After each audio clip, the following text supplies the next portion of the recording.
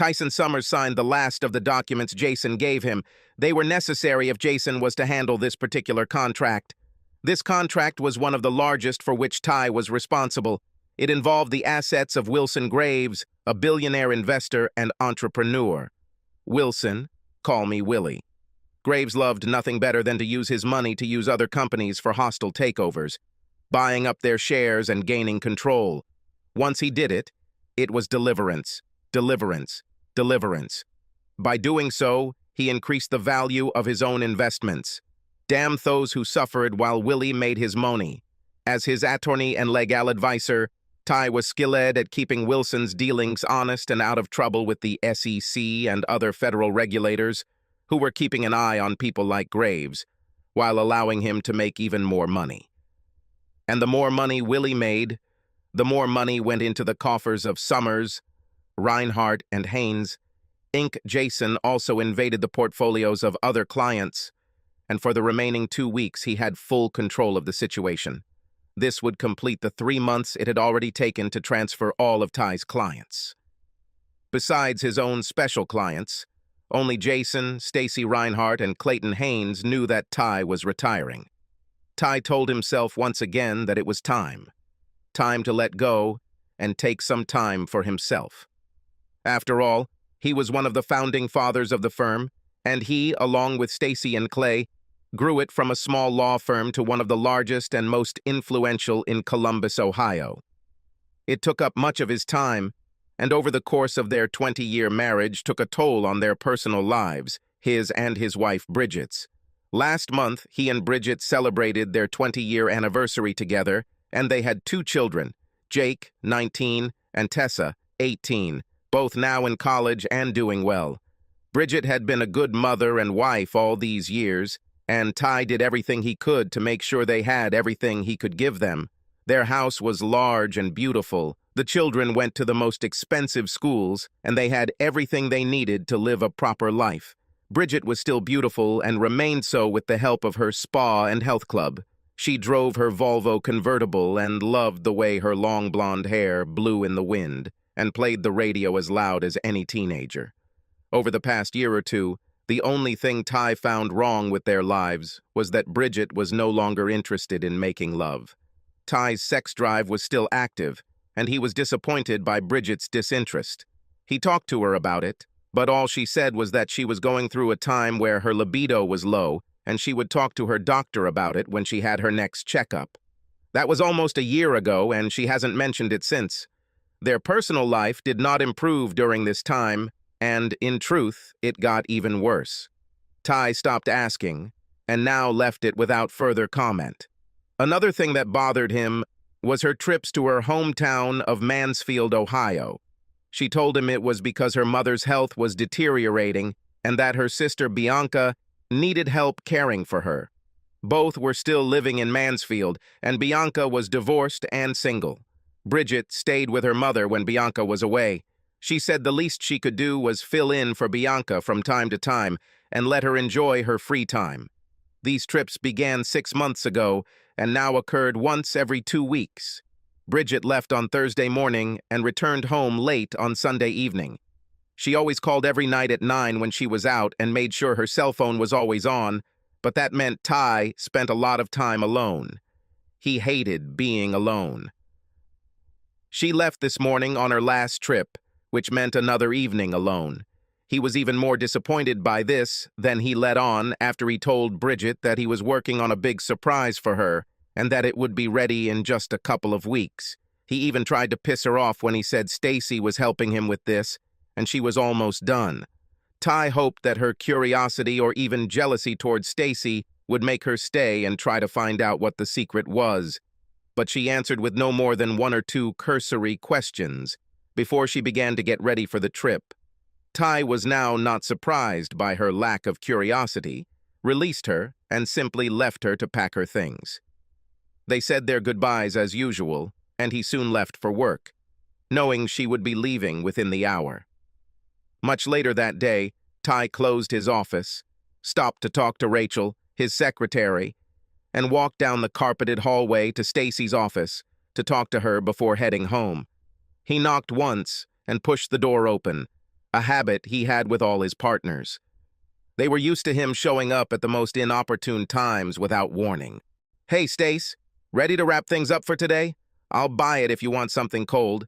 I'm in no hurry to return home to an empty house." "Hello, Ty. I'd love to, but Roger is expecting me tonight. We are going to the school play. Rog Jr. stars in Pirates of Destiny. Sounds terrible to me, but Rog says it's cool."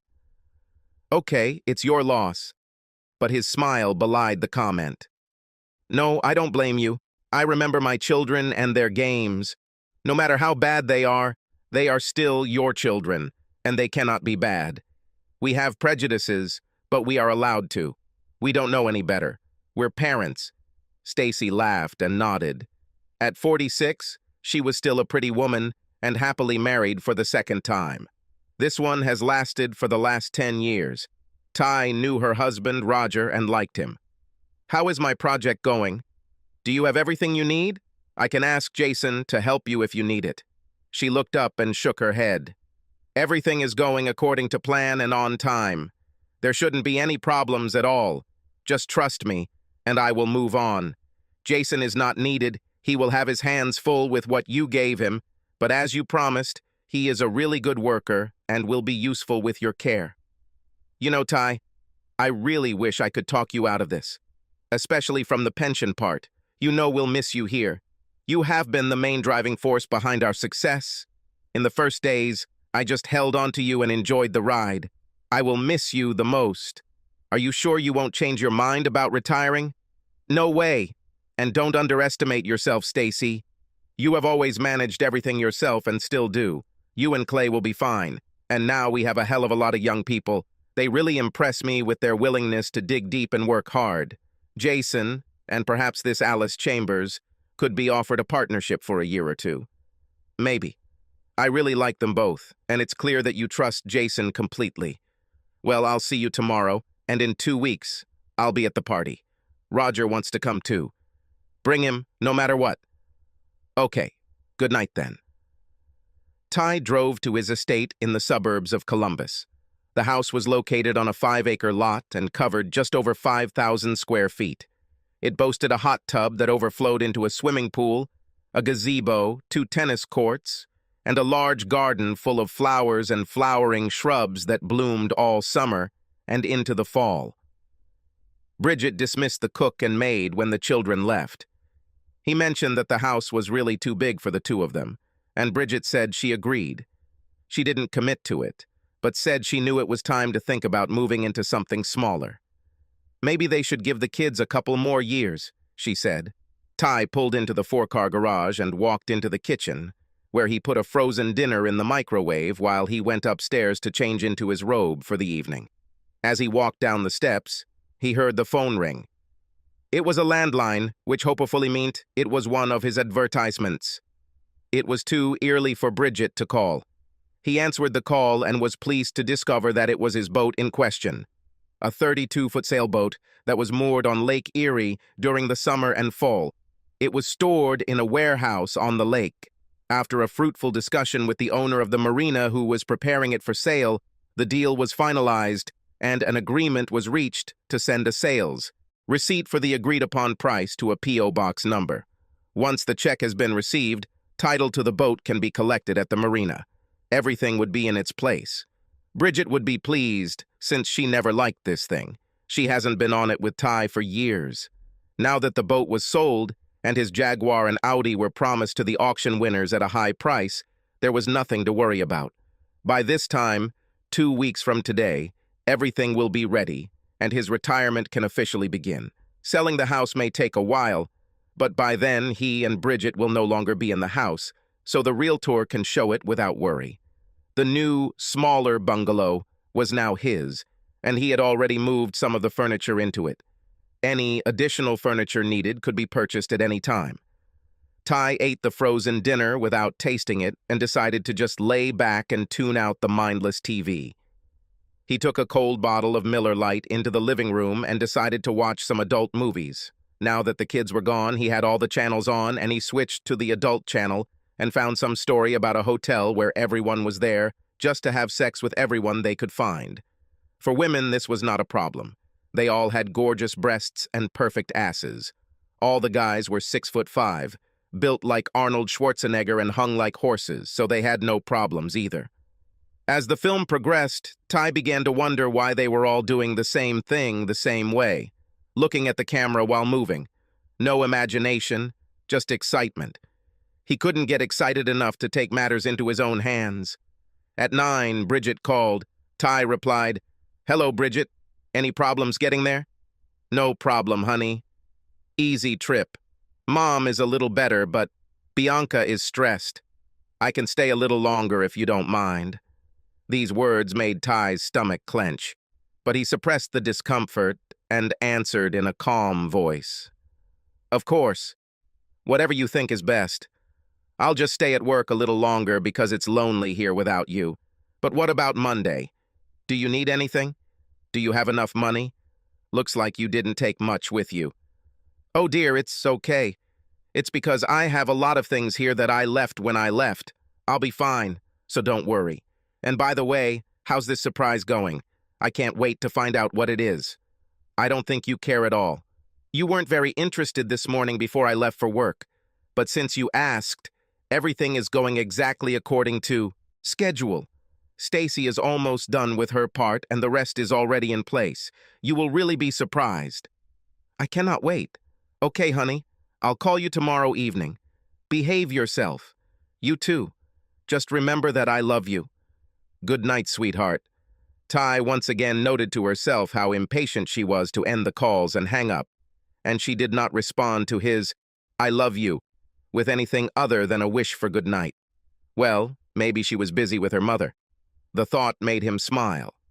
Her mother was a real bitch. She never cared about him and didn't even make a secret of it. But that wasn't a problem since Ty didn't like her either. She, like Bianca, divorced her husband for adultery. This entire family was dysfunctional at best. So the rest of my weekend alone continues. Ty thought to himself. To keep himself occupied, he called the children, talked to them for an hour or more, reminding them of his call to come in 2 weeks, and then simply allowed himself to relax. He fell asleep on the couch and woke up in the middle of the night with a stiff neck. He went to bed and fell into a dreamless sleep. The next 2 weeks went by as usual. Ty worked to finish all his business and make sure Jason was on top of everything. He spent much of that second week calling his clients and informing them of his upcoming resignation. For the most part, they were happy for him and willing to work with Jason. Some wanted reassurance from either Stacy or Clayton, and he made sure they were contacted right away. Everything was ready for that last Thursday when Bridget would leave for Mansfield. Ty managed to keep his upcoming retirement a secret from Bridget, as planned. She rarely asked about his work, so it wasn't much of a problem. Besides, she forgot about the surprise, and Ty didn't bring it up again. He would mention it on Sunday morning when she called him to tell him she was leaving, especially if she decided to stay longer again. Either way, Ty was ready. Friday was Ty's last day of work, and it was a hectic day. She and Rachel worked together, cleaning the house and handing paper files to Jason. A few more phone calls, and then he told Rachel to transfer all his new calls to Jason. As part of his plan, he gave Jason his own secretary, and Rachel worked with him. The last thing he did that morning at work was tell Stacy to take action, and she said she was ready. She went to the courthouse later that morning, but promised to be back in time for the retirement party they were having at the Radisson Hotel. Everyone knew that Bridget couldn't be there, but that didn't delay the celebration. It promised to be amazing. Ty left just after lunch to discuss a number of things that needed to happen, and by 3 o'clock in the afternoon, everything was in place. The final paperwork for the house was signed, and the movers were on their way. They promised to finish by Saturday evening. Once the movers were done, the people he hired to clean the place from top to bottom would be there, and they had orders that needed to be finished by the evening. They were promised a bonus if they finished on time. The realtors were supposed to put up a for sale sign in the front yard by the end of tomorrow, and they told him they already had a list of people who wanted to see the property starting next Monday. To their delight, he set a normal price for the sale. The last thing Ty needed to do was make sure all the financial arrangements were met. Bridget and he had two separate accounts in addition to the joint ones, and each had their own credit card. It was at his insistence that they only had one card each, since Ty did not approve of maintaining a credit balance with anyone. She handled it very well and was never frivolous with money. She managed their accounts with great skill, and other than Ty's private business accounts, which were managed by a firm hired by his company, she knew about all of their finances. She wasn't privy to Ty's accounts at the firm, but she'd never bothered to ask him about it and had forgotten over the years. Now that he was retiring, he closed all open accounts that had both names on them and transferred the retirement account to a new broker. Ty intended to handle all of their joint business in cash for the near future, or at least until they work things out. Since the new home will be out of state, the accounts will also be outside the U.S. There was no reason to open bank accounts in the States, since he had no intention of returning anytime soon. He had already opened an online account with an international bank that had branches in Europe and South America. Ty was confident that Bridget would have no problem making the switch. She was very smart in money matters. Finally, he made sure that the tickets were in hand and the destination was confirmed. Ty thought about how the two of them would spend the next few months at a beautiful resort in Costa Rica. Sun, sand, swimming, sailing, horse riding, you name it. They had it all. Ty made one trip to the resort alone to convince him that the brochure was real, and then told Rachel to book the trip and make reservations. He wanted everything confirmed by the time he retired. It may be worth noting that Tyson was a very wealthy man and accumulated a lot of money over the years. He handled many high-profile cases with wealthy clients. Because he was very good at what he did, his clients recognized his value and paid him handsomely. He invested his earnings in high-yield accounts and did very well over the years.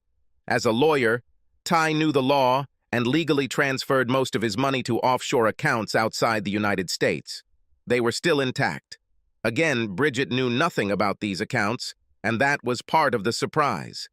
If that were the case, she would be amazed at how much they cost. Of course, this money was located across state lines and was not subject to U.S. tax laws or U.S. courts. When the day was over, Ty drove to Radisson for his retirement party. Bridget knew nothing about his resignation, and therefore about this party, since everyone had given him a firm promise to keep it a secret. She'd been trying to get him to think about retiring but missed the opportunity last year. However, his retirement should have made her happy, since she always complained about the time he spent at work. He told them all that it was to be a surprise for Bridget, and that his plan was to tell her everything on Sunday evening when she returned home.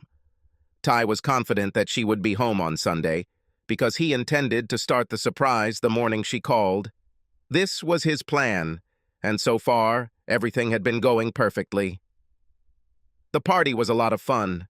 Ty danced with all the women and talked with all the men, and they recalled past stories about their most interesting affairs. Jason was there, and he spent most of his time next to Ty to make sure nothing important escaped his notice. Tyson really liked this guy.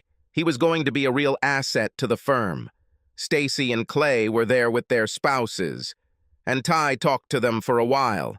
Stacy and Jason were the only ones who knew about all of his plans, and they were sworn to secrecy as his official lawyers. "Are you sure everything is ready? She'll be home Sunday night, and I want to make sure she's surprised. Do you promise?" "Everything is ready to go, Ty. Just relax. I have receipts and amounts clearly documented, so she will be surprised and you will be pleased, I'm sure. She'll really enjoy being surprised like this," Stacy whispered sarcastically. I laughed. "She will definitely do it. I think it will be great. By the way, I bought tickets to the resort and we are leaving for Costa Rica on Sunday evening. It will be relaxing and entertaining, and I fully intend to enjoy it. I'll call you as soon as I have a permanent number, but in the meantime, my new cell phone will be active. You and Roger should do something like this yourself. Maybe one day. Right now, I enjoy what I do too much to quit." "Well, it's up to you to decide. Be sure to tell Clay that I'm sorry for not including him in all of our plans." I stayed until almost midnight before I finally left. I missed Bridget's call, but she must have left a message. I drove home, went inside, and sure enough, the message light was blinking. I pressed the right button and listened. "Ty, where are you? You never miss my calls." Look, I'm going to my mom's tonight, so don't try to call me there. I don't want to wake her if she falls asleep. She is so tired all the time and needs rest. I'll call you tomorrow evening, so please be home. Good night, baby. Well, almost as Ty expected, she won't call tonight now that she left her message. He spent the rest of the evening packing his clothes and making sure all of Bridget's things were packed as well. He didn't have much time until Sunday evening, and Ty didn't want to make any extra trips before the movers arrived tomorrow. Since Bridget did not intend to return home before all the moving was completed, he packed her things very carefully and carefully. She wouldn't have anything to complain about. He took his time and did everything right. He intended to stay in the bungalow overnight and ensure that all calls were forwarded to his new mobile starting tomorrow. Once he had everything moved into the bungalow, Ty finished, made a phone call to make sure the last part of the surprise was in place, and then went to bed. He was pleasantly tired from the party and on edge from everything that was going to happen in such a busy schedule. As he fell asleep, he hoped that nothing unexpected would happen. On Saturday, the collection and removal of furniture from their home began. It was a little sad, but Ty shrugged and left the movers to their work. He was going back to the bungalow to meet their children. They were arriving around noon, and Ty needed to discuss his plans with them so they wouldn't be too surprised. He hinted to them about his resignation, but not about his plans for Costa Rica or anything else. Now is the time to bring them up to speed. He had to do this with their promises not to call Bridget and ruin his surprise. He thought they wouldn't mind it. When they arrived, he invited them inside and sat them down to begin bringing them up to speed. He kept it short and to the point, and when he was done, he answered all their questions and gave them details when they asked for them. Neither Jake nor Tessa were happy with what he was doing, but he assured them that their college education was taken care of and that they would always be welcome home, no matter where that was. He assured them that his retirement was something he and Bridget had discussed and agreed that now was the right time. They wanted to talk to Bridget, but he made them promise to wait until Sunday evening when she returned home. In the end, they agreed. They all went out to dinner that night and were silent when Ty answered Bridget's 9 o'clock call. She was brief as usual, but didn't mention staying longer, so he was still waiting for her on Sunday night. After the call, the children discussed his plans again and wanted to make sure that he still wanted to continue in the same spirit. He assured them he was fine. And when they went to bed in the spare twin room, he made a phone call to make sure the movers had finished and the cleaning crew had started work. Everything went according to plan, and Ty was pleased. One last call, and he was done for the night. Sunday was a day when there was little to do, and almost everything was ready. He checked the house and found everything in place. The movers and cleaners left the place spotless and ready for showing. He returned to the bungalow and waited for Bridget to call, telling him that she was ready to leave. He expected her to call at her usual time between 10 and 10:30. The kids had left to be with their friends, so Ty was alone when she called. He answered after the first ring. "Hello, Bridget? Are you ready to go home?" Ty waited for her answer, already starting to get nervous.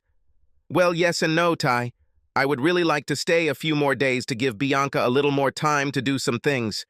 Would you really mind if I did this?" Her voice was tense, as if she expected him to object. She should have known he wouldn't like her request. Ty heard those words, and for the first time felt the anger he had been holding in for the past few months, trying to break free. Did she want to stay a few more days? Why? Well, now he knew, didn't he? He'd known about this for over 3 months, long enough to start planning his surprise. Now it's time to put your surprise on display for everyone to see. Now it was time to do what he had been planning for the last 3 months. Once he knew for sure. Now is the time. When he made this decision, his anger finally came to the fore. He had held it inside for so long, and now he could let it go. With anger preventing him from speaking without shouting at her, he answered her request. "Well, Bridget, my love, why should I object? Just because you want to spend a few more nights with your lover, Kevin.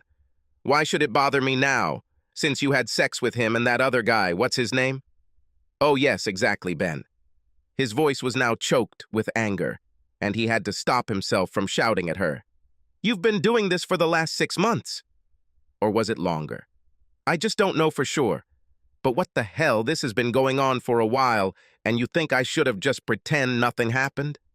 There was silence on the other end of the line, followed by a sob, and then the phone went dead. Ty just stared at the phone in his hand as if it were a snake ready to bite. He realized that Bridget had hung up on her end, which was a surprise he hadn't expected. Finally, he placed the offending instrument on the table, his hand shaking with remaining anger. She hung up. He did not expect this, and he had nowhere to throw out his pent-up anger. As Ty fell into a chair by the table, his phone rang sharply. He just stared blankly as the sound bounced off the walls. He kept calling the burner phone he had bought for this purpose had no voicemail. Finally, he picked up the phone and pressed the talk button. Yes? That was all he could get out. His anger burned away with the sudden end of it all. He was in the mood for an argument or a squabble. A screaming fight between a cheating bitch wife and her scorned husband was what was supposed to happen, but her abrupt end to the conversation caught him off guard and poured his anger like a bucket of water onto a fire. Now he was numb, dead inside and numb from the pain he was holding back with his plan of action. Without a cathartic outlet for his anger and pain, he suddenly found himself helpless to stop the piercing pain that was squeezing his heart. Bianca's angry voice screamed at him from the tiny speaker. Ty, this is Bianca. Don't hang up. Bridget is a wreck and almost hysterical. She flew out of here and drove away in her car. What did you say to her? What did you do, Ty? What the hell did you say to make her react like that? What the hell did you do? Suddenly he had a new target for his anger, and this one was a full-fledged accomplice in Bridget's betrayal. This bitch was just as guilty as his cheating wife. Well, Bianca, my loving slut of a daughter-in-law, I only told her to stay in your viper's nest for as long as she wants, so that she can spend extra time having sex with her lover, Kevin Clark. I know all about you two and your boys. You and Bridget and Ben Stinson and that asshole Kevin. I know about the motel you always use and the nights you spend together. Just the 4 of you. It must be really confusing with the lights off. Oh my God, Ty, don't. You have to let her explain. Ty, it's not what you think. She doesn't love Kevin. It was just a stupid mistake, and I'm just as guilty as she is. Ty, Bridget loves you and only you. Don't do anything stupid now. You guys have something to live for. Please, Ty. Please wait until Bridget can talk to you. Please. Well, there won't be anyone here when she arrives. There won't be much talk, and I won't be the one waiting for her. But what the hell? She didn't care either way, as she wanted to stay longer so she could continue having sex with Kevin. She sure as hell hasn't had sex with me since she found good old Kevin. Now she will have as much time as she wants to have sex with whoever she wants. So you two sluts should have a lot of fun in the future. Ty! No! Don't say that, Ty! Oh God, no, please, Ty. It will kill her. She loves you so much it would kill her. Ty, you can't do this. You cannot. What about children? What will Tessa and Jake say, Ty? You can't tell them. It's too late, Bianca. I already told them.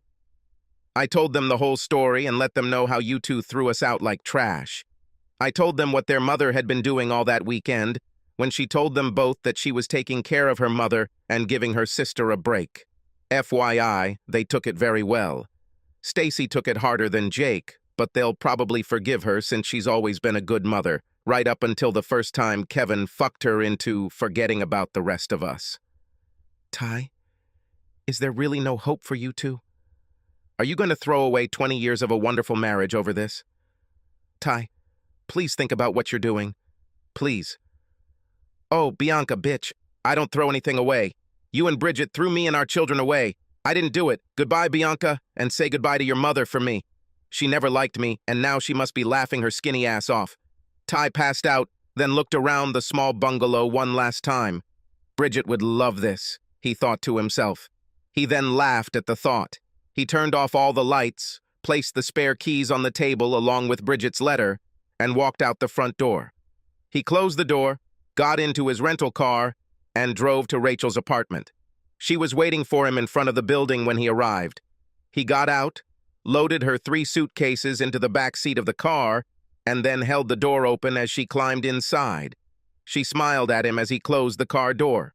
He walked around the driver's side of the car and slid inside.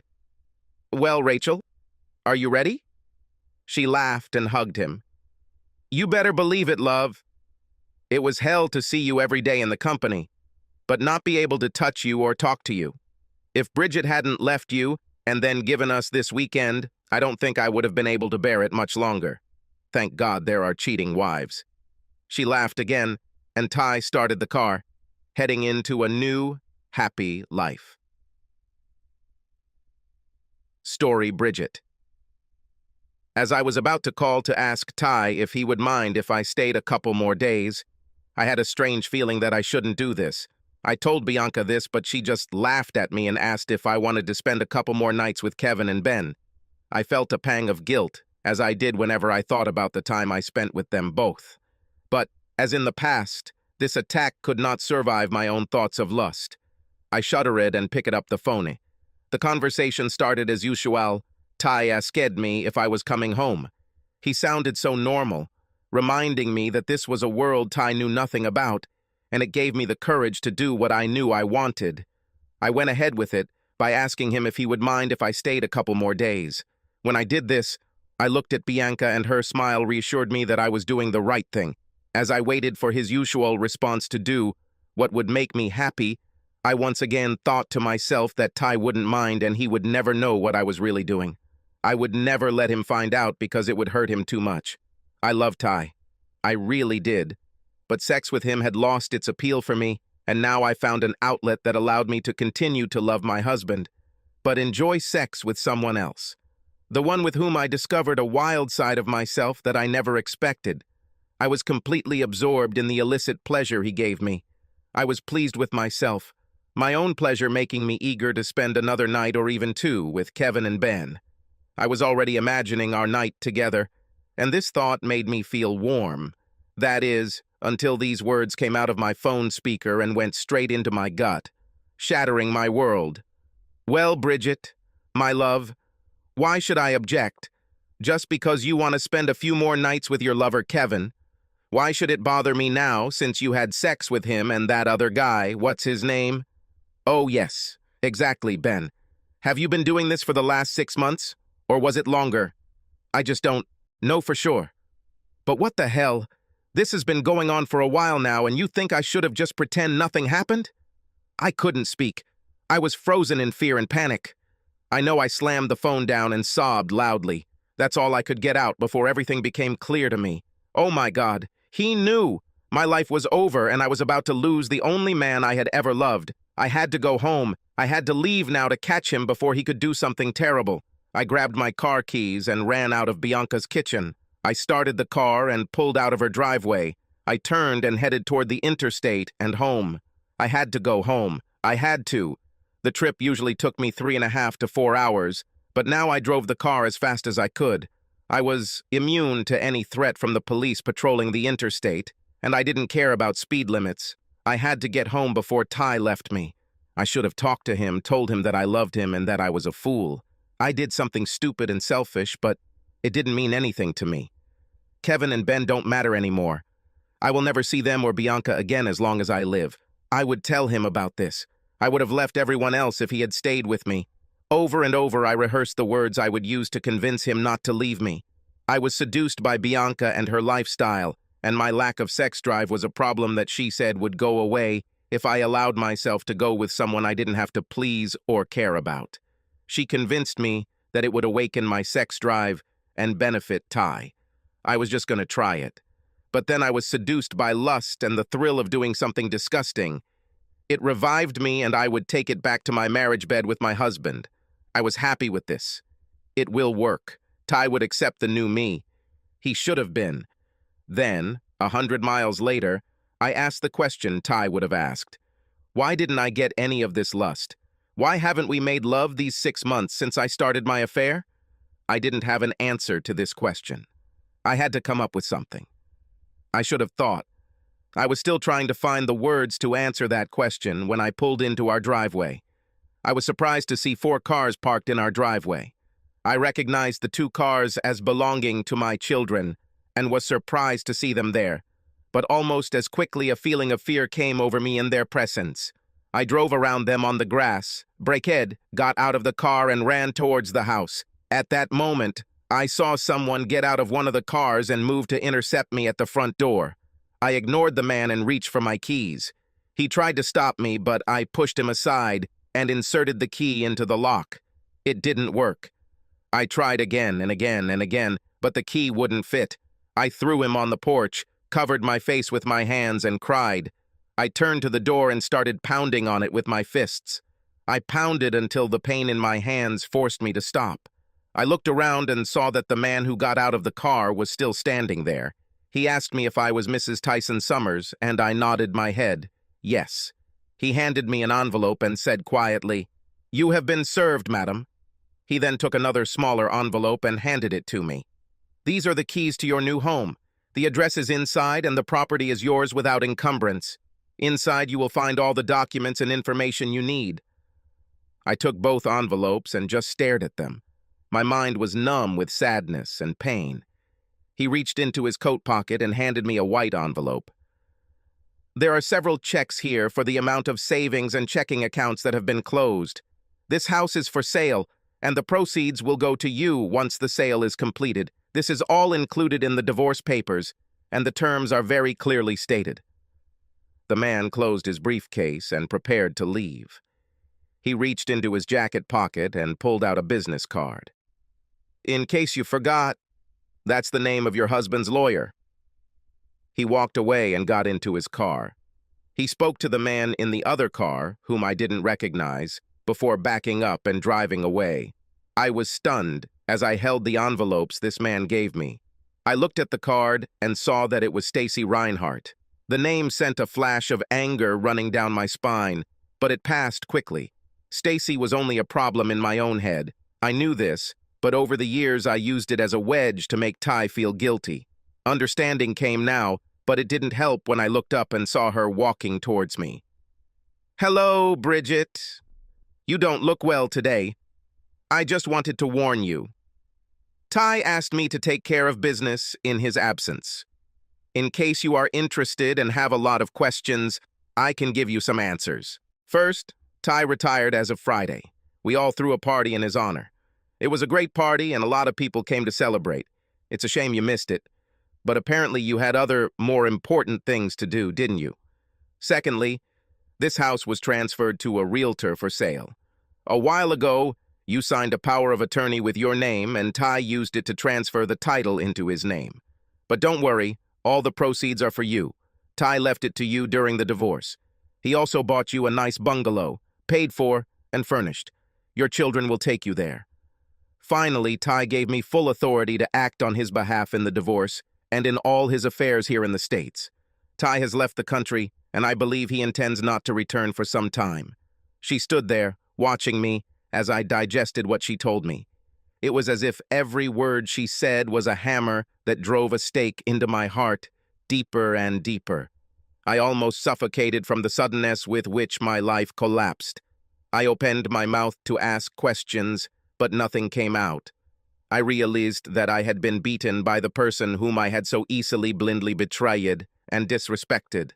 The man I knew deep down was the only man I could ever love. Now I had lost his love and had no idea what to do. Suddenly I felt more alone than I had felt in 20 years. I had my children and my life, but my anchor for everything I cared about in this world had left me. I have never felt so alone in my life. I can't understand why you did this to Tyson, Bridget. Having worked with him for the past 15 years, I know that he loved you and his children more than anything in the world. When he found out what you were doing, it almost killed him. Roger and I helped him through the crisis he was in and made sure he remained calm enough to make plans to deal with you. We made sure he didn't do anything stupid. Just so you know, he was contemplating suicide, but we talked him out of it by reminding him about his children. He is now with another woman who also helped him through the crisis caused by your actions. It doesn't matter who she is, she's just with him and will take care of him as long as everything goes his way. Tyson won't agree to talk to you, and he doesn't care if you resist the divorce. It will be in my hands, not his. So do what you want. Just know that Tisson is out of your life and will never come back." She turned and walked back to her car. Without looking back, she got into the passenger seat of the car and it drove away. I walked slowly down the driveway towards my children, who were standing together by the cars. I had to face them and listen to their anger and judgment, but I didn't really care anymore. I betrayed my husband, their father, and lost him, and nothing else mattered. Their anger at me wouldn't change anything. Nothing they could say or do could hurt more than the words I heard from Ty. God, how painful it is. And all he did was present the truth as he saw it. As I stood in front of Jake and Tessa, my grief brought me to my knees. Jake leaned over and helped me up, but there was no concern on his face as I looked at him. I saw anger, disgust, disappointment, but no concern. It was painful for me, and I started crying. And instead of hugging me, my daughter stood in front of me, with her arms crossed and her face a mirror image of her brother's. I told myself that I couldn't feel worse after losing Ty and my marriage, but the look on my children's faces told me in no uncertain terms exactly how they saw what I had done. And that was even worse. I cried for what I had lost while my children stood by and waited. They offered no consolation. I lost them. I turned and looked again at the house Ty and I had bought to start our family. I loved this house with all my heart and always felt proud when I returned home. Now it has disappeared. Everything has disappeared. My husband, my marriage, the love of my children, and the home we shared. What have I done? Why did I never think about the consequences of my actions? Why have I never thought about this? Now I will pay for this for the rest of my life. The consequences are a bitch. Subscribe to our channel so that your second chaff doesn't cheat on you, and go ahead and listen to the next story, because this story is nothing compared to the next one. If you're under 18, don't even think about listening to the next one. Second story. Jerry Kilroy answered the phone. "Hello? Jerry, it's me." It was Kelly, Jerry's older sister. Her voice was tense. "Hello, Kelly. What's the matter?" "Dad." He felt worse. "I should have called you." Jerry winced. His father had just turned 68 when he had a heart attack 3 months ago. He had a successful triple bypass surgery, stayed in the hospital for a week, and then was discharged when his condition stabilized. "What's happened?" Jerry asked. "He was fine when I was with you." "I know, but..." He became depressed. "The doctor says he had a stroke." "Stroke? Damn it!" Jerry exclaimed. "But last week the doctor was sure that he was recovering well." "I thought he had recovered and was now recovering at home." "He is at home.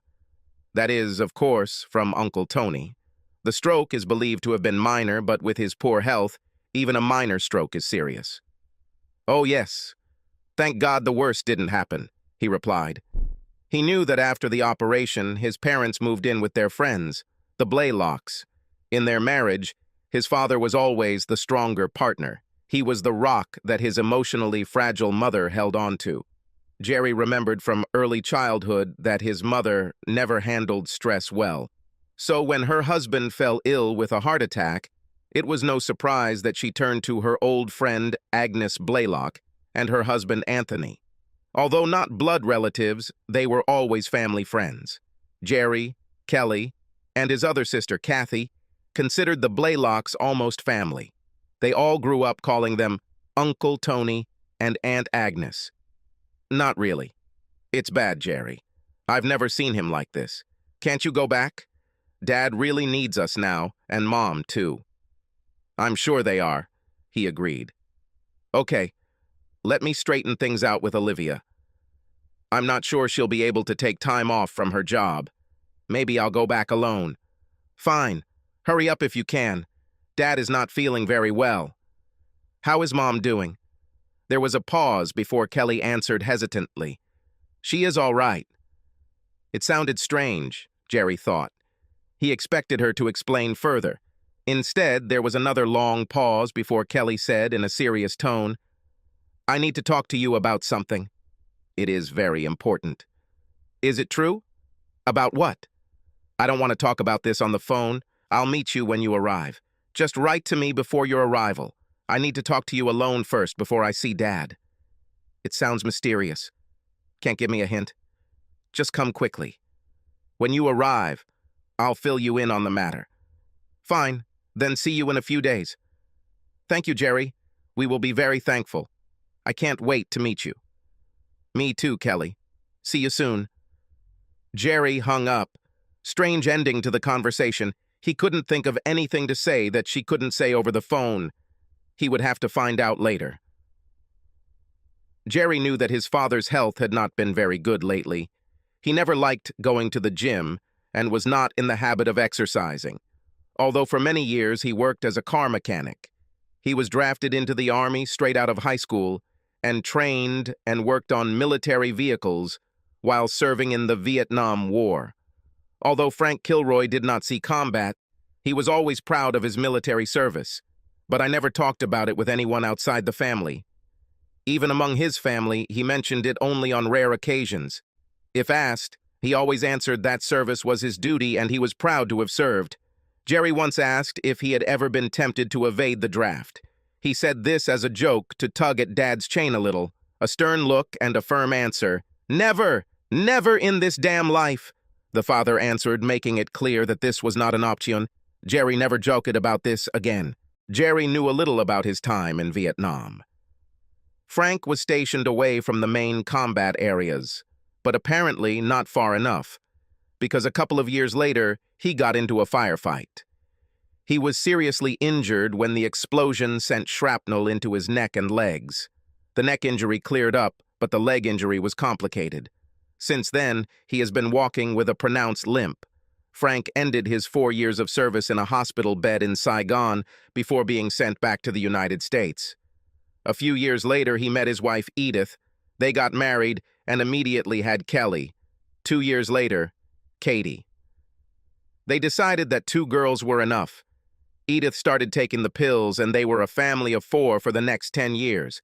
It was a surprise for Edith to learn that she became pregnant again when she was already over 30.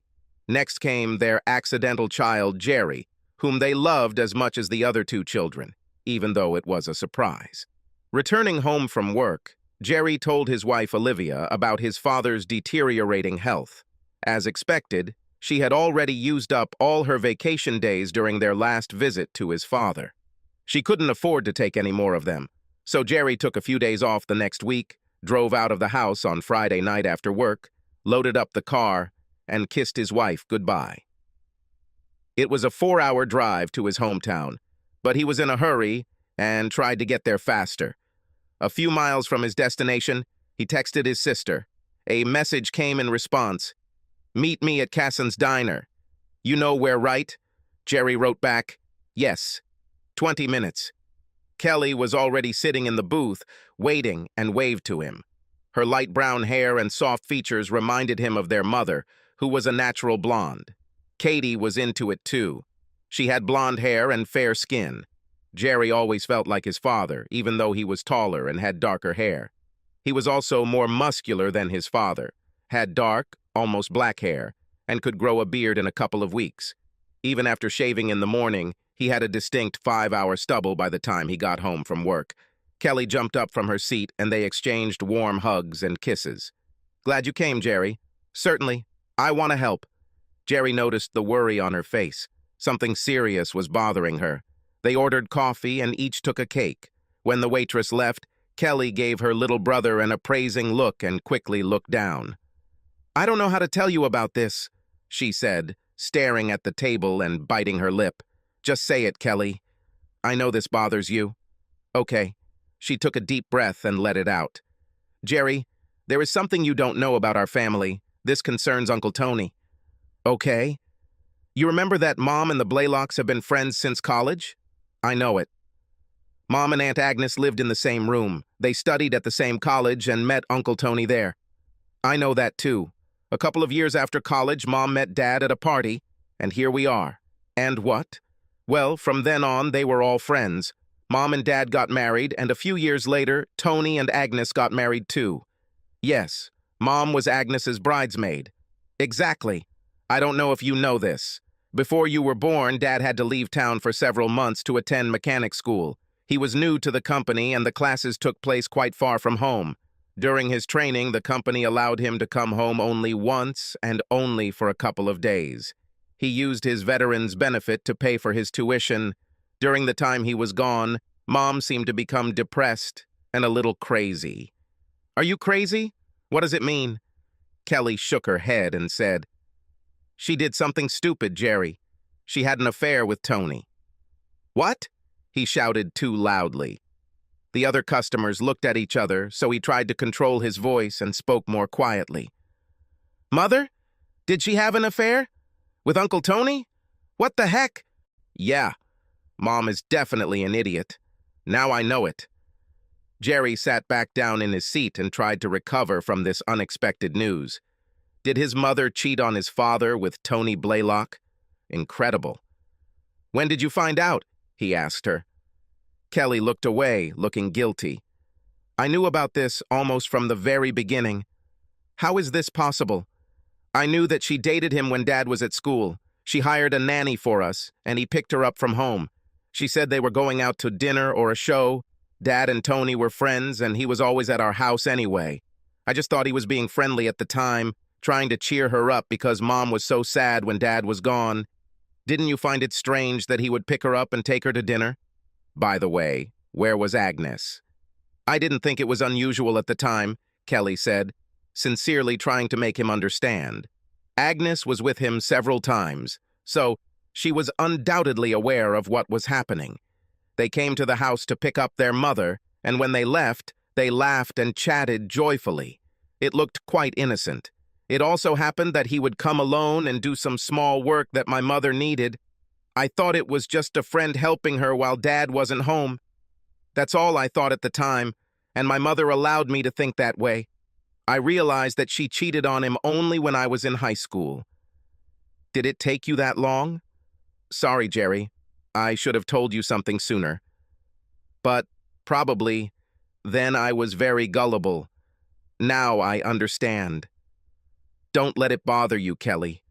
You were still a child and didn't know everything." There was a pause before Jerry asked, "I take it Katie knows too?" She gave him a sad look. "I can't have secrets from her." "You see, sisters?" "Yes, I understand." Jerry's head was spinning from this news. He never expected anything like this. He watched his older sister shift in her seat, her eyes darting around as she took another breath. This was a bad sign. "That's not all, is it?"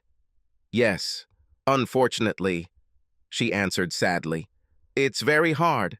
I hate to tell you about this, but I'm not going to sugarcoat it. We already had too many secrets."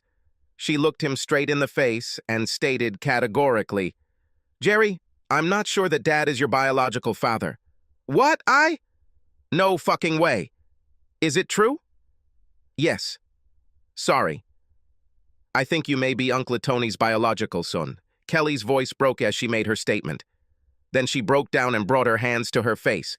She began to sob slightly as she looked at her dark-haired brother, who was amazed. "Are you kidding? You must be joking." "My God." A tear welled up in his eye, and he quickly brushed it away before she could see. "No, but I would like to," she replied, sobbing. "But I'm not sure. I hope I'm wrong. I was talking about this with my mom the other day. She said she didn't know for sure either. But he thinks that then she became pregnant by Tony. You showed up a little over 9 months after they had already started their affair, and your resemblance to Tony is too great to deny. Dad never talked about it, so I don't think he realized the possibility until—" It took Kelly a moment to stop sobbing and speak. "Until a few weeks ago, when Mom let the cat out of the bag. What a stupid bitch she is." He was still recovering from a heart attack when she told him about her infidelity. Since then, my dad has become depressed. Perhaps that's why he had a stroke, because he took the news so hard. Crap. Jerry exhaled with anger. I know he's crushed. Damn her. Why the hell did Mom need to open her big mouth after all this, especially when it was in such a fragile state? "It might be a mix-up with the medications," Kelly said. "We all think so. Mom has been taking antidepressants for a long time. You know what she's like, but recently she got a new doctor. I think she met him in the hospital when Dad was having surgery. New doctor? For what? Oh, I don't know. Mom has always been a hypochondriac. She hung around the hospital and no doubt met a lot of doctors there. She must have convinced one of them to take her on as a patient. I imagine she didn't tell him about all the medication she was taking at the time because he gave her a new prescription for nerves, and unfortunately, that medication conflicted with some of the ones she was already taking. This made her somewhat delusional, and she told the whole story to her father during their quarrel. Jerry sat stunned in his seat, his brain overheating as he tried to process all this new disturbing information. So he might not be my real father? Jerry sighed thoughtfully. No, he is your real father, Kelly exclaimed. Oh my God, Jerry, don't ever think otherwise, please. I know. Of course he's real, he answered embarrassedly. You're absolutely right, Kelly. He is my dad and I love him. Regardless of whether he is my bio dad or not, I know he loves me, he always has, and will always be my real father. Thank you, Kelly sobbed and reached across the table to take his hands. For several poignant moments, the brother and sister held hands and shared their grief. Kelly hated telling her brother the truth, but he should have known. After a few moments, Jerry said, shaking his head, "What a mess it is going on here. Tony is an idiot for taking advantage of her, and Mom is an idiot. Poor Dad. I can only imagine how he feels about her betrayal. His family is everything to him. I can't believe my mom can be such an incredible fool. A secret she's kept for decades is suddenly revealed as Dad fights for his life. What is the likelihood of this? He didn't take it well. How are things now? Do the Blaylocks still have it? Yes, for now anyway. I can imagine how he doesn't like living under the same roof with his wife's ex-lover, but he is quite helpless, and his mother does not want to come home to take care of him. She said she was upset and needed Tony's help," Kelly added in a bitter tone. "And of course, old Uncle Tony is very happy to help her." She swallowed to suppress her bitterness and continued, "But as you might expect, Dad hates him now. He made that clear to Tony. And he doesn't allow his mother to help him with anything, and neither does Agnes. And how does he cope? Very bad. Of course, he needs help. Without his mother, there was no one to help, so he was taken to the Blaylocks. Tony gave him a separate room in his house and hired a nurse to look after him. He has a physical therapist. Of course, Tony can afford it. Yes, this bastard is rich. We all know this. It's so sad, Jerry. I visit him regularly, but he doesn't want to talk to me or Katie. I think he found out that we knew everything, but we didn't tell him. Now he feels betrayed by his entire family. He is so depressed that I almost cry when I see him. I can imagine. Poor guy. What a cruel retribution for all his labors. He was a faithful husband and an excellent father all his life. Honest, hardworking, a great provider, and look how that turned out." The brother and sister sat staring at the table, deep in thought. After a while, Kelly looked across the table and met her brother's gaze. "I know this is a shock for you. I hated to tell you," she admitted. "But I love you, Jerry. We love everything. Don't think that this changes anything between us. Katie knows I'm talking to you and she'll say the same thing. She couldn't be here now, but it will be tomorrow. By the way, she says hi to you." "Thank you, Kelly. You will always be my sister no matter what, and so will Katie." Kelly signaled for the bill and asked, "Are you ready to visit Dad?" "Yes, I really need to see him and help him if I can. I hope he doesn't take this too hard. You know what he's like." "Yes, he always had a keen sense of justice. Everything is either right or wrong, no halftones. That's why he's in so much pain. He can't accept Mom's apology or her reasons for doing what she did. He's a broken man, Jerry. I don't think he's said 3 words to Mom since they found out, and he glares at Tony. I can't blame him even after all this time," he said. "Mom has known about her affair for several decades, but for Father it is a fresh wound in his heart. The love he thought his mother had for him is now forever tarnished." "Humph. Mom certainly doesn't think so," Kelly said sarcastically. "She acts like she just told him she crashed the car. Mom says her affair is a thing of the past and that she hasn't been with Tony for years. She doesn't understand why he takes it so hard. I told her that, because her affair was long in the past, it hurt Dad no less. This happened very recently for him, and he still feels the pain. He's still very upset. Jerry and Kelly rode separately.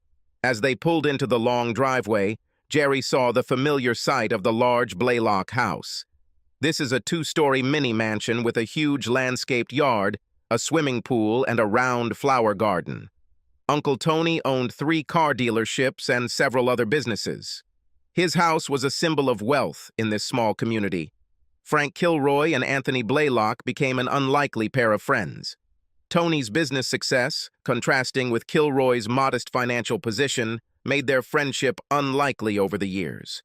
Of course, now that Jerry knew about Tony and his mother's affair, it made a lot more sense. Jerry and Kelly were greeted at the door by a gloomy Aunt Agnes. Kelly and Agnes hugged and kissed, then Jerry hugged the older woman. The hug was tight, and when they pulled away, it became awkward. She was still a beautiful woman, slim, beautifully dressed, with perfectly styled silver hair. "Thank you for coming, Jerry," Agnes told him sincerely. "I hope having you here will cheer up your dad." "I hope so, too." When they were shown into the living room, Uncle Tony appeared. He was taller, 6 feet height, and his thick figure was dressed in an expensive silk suit. On his feet were patent leather shoes made of expensive leather. Smiling confidently, the older man stepped forward, hugged Kelly, and shook Jerry's hand. Jerry noticed his combed-back black hair, speckled with gray. This gave him a respectable appearance. "It's good to see you again, Jerry," Tony said with a smile. "I wish the circumstances had turned out better. But I'm very glad you're here." "Me too, Tony." Jerry wanted to call him Uncle Tony, but restrained himself. "Neither of you want a drink?" "No, thanks," Kelly replied, and Jerry just shook his head. "Where is Dad?" he asked. "In the room," Tony said, pointing proudly to the large room. "We specially repaired it for him when he was discharged. Full hospital bed, power wheelchair, everything you need. All he needs to do is ask." "Certainly."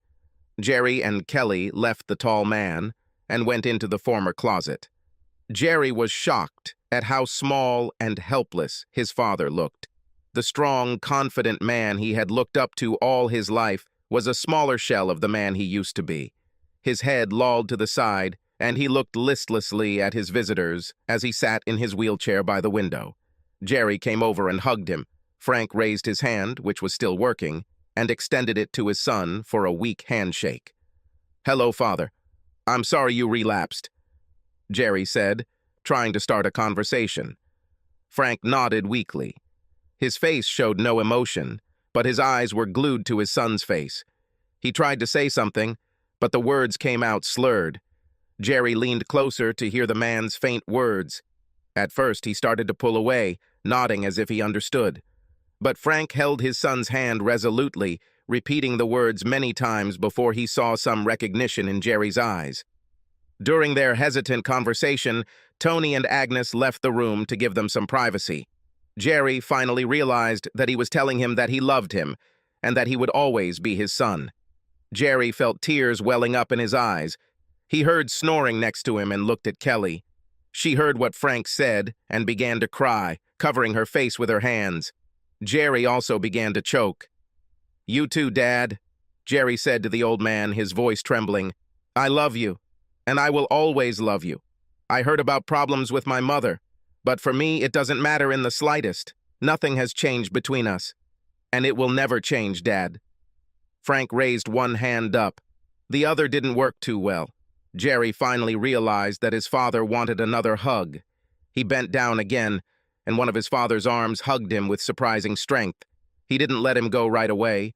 His mouth was next to Jerry's ear and tried to whisper something. Jerry had to listen closely to understand.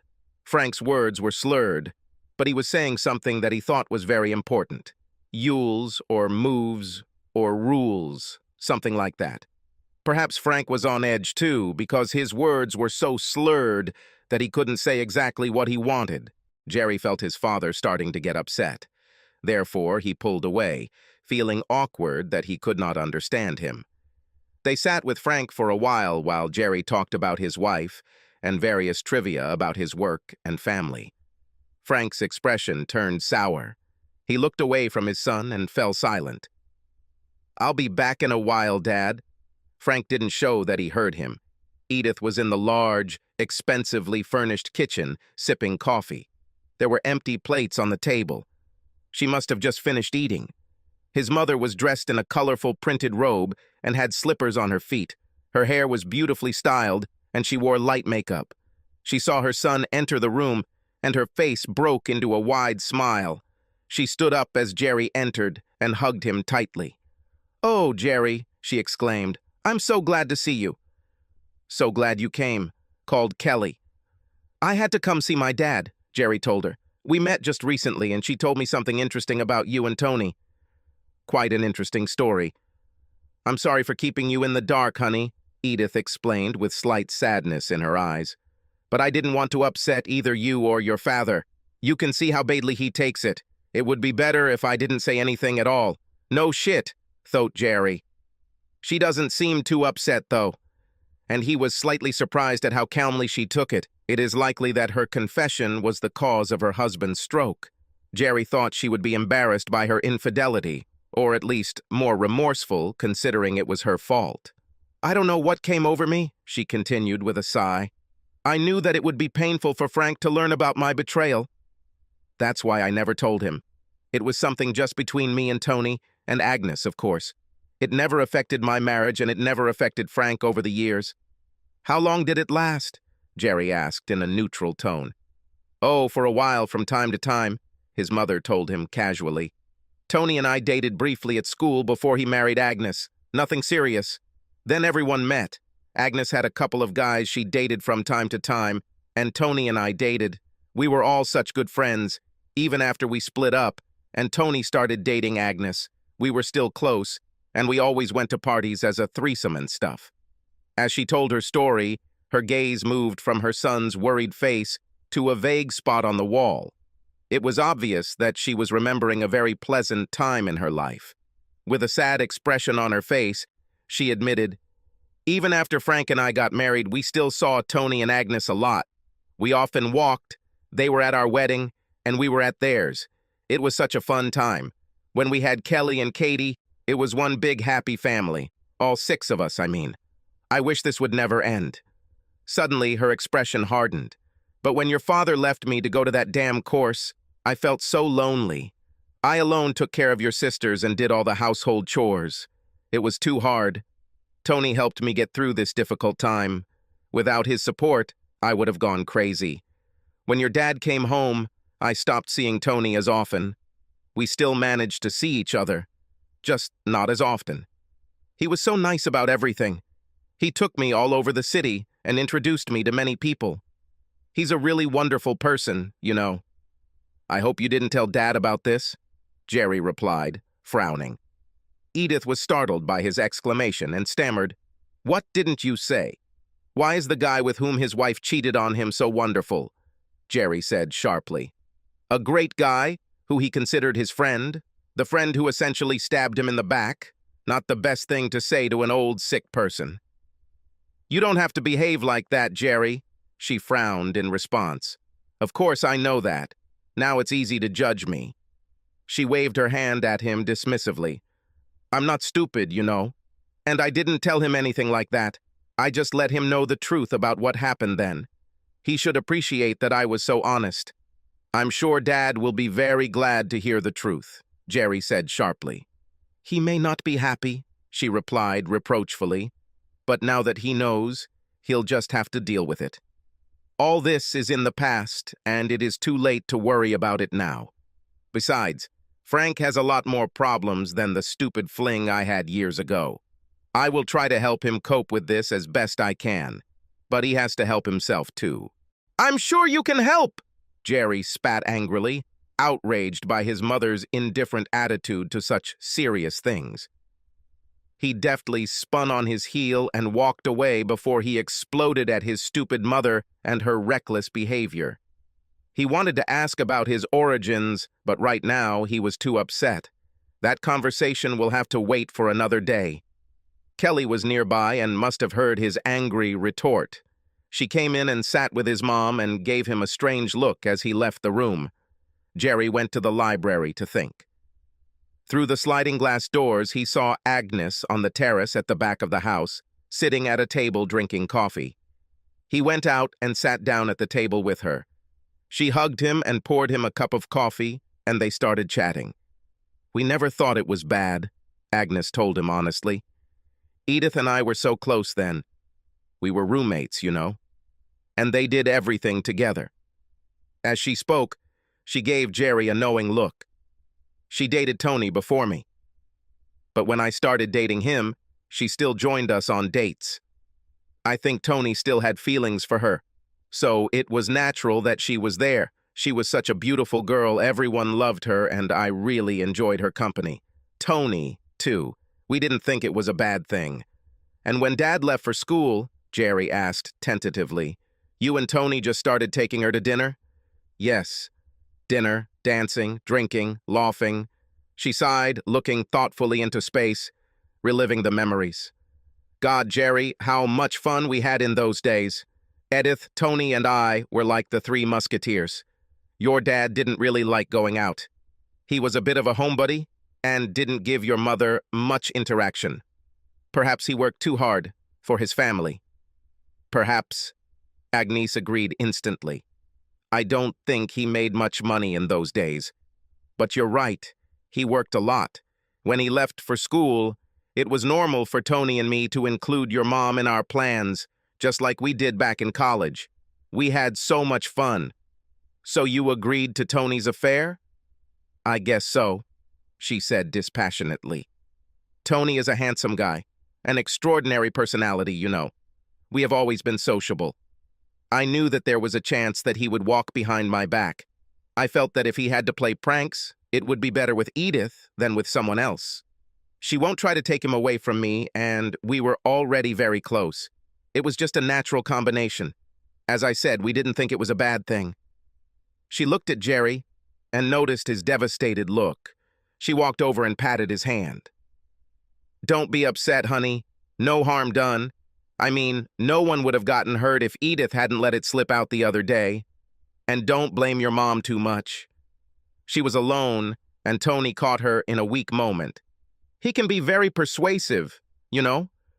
She laughed loudly. "He's just adorable. Always has been and always will be." "I am sure about that." Jerry felt even more disgusted than when he left his mother. Neither of them considered the affair with Tony a cause for concern. He left the elderly woman alone with her pleasant thoughts about the past days and returned to the house. His thoughts were restless until he suddenly thought of what his father had tried to say earlier. "Tools! He needs his fucking tools!" Jerry exclaimed excitedly, pleased that he had finally figured it out. Frank always took pride in his instruments. He had a hand-picked set of craftsman tools that he had purchased years ago and kept in the garage. At a time when he had little money, these instruments cost him a fortune. In his mind, they were always a symbol of his talent as a master mechanic. Jerry decided it was nostalgia, and he should want them around to remember his better days. He returned to his father's room and saw him looking out the window. "These are tools, right, Dad?" Jerry said proudly. "Do you want me to bring you your old tools to the garage?" The old man's bitter frown instantly disappeared. His eyes lit up and his head began to nod up and down impatiently. "Fine. I know where they are. I think you want them here with you." "I'll go get them, Dad. Be right back." Jerry went to his parents' house. It wasn't far. He had his key and walked into the garage, remembering the days when he sat here and watched his father work on the car, trying to make some money on the side for their poor family. It was so like him to work his ass off so he could do a few extra things for his wife and kids. He was a great father. Jerry felt a sad tear roll down his cheek and wiped it away. He just wanted his father to be free from the pain of knowing that his wife had been cheating on him with his best friend all these years. Jerry took the tools back to Uncle Tony. Tony was gone, but his mother, Kelly, and Agnes were having a heated conversation in the kitchen. They didn't even notice him enter the house as he went straight to his father's room.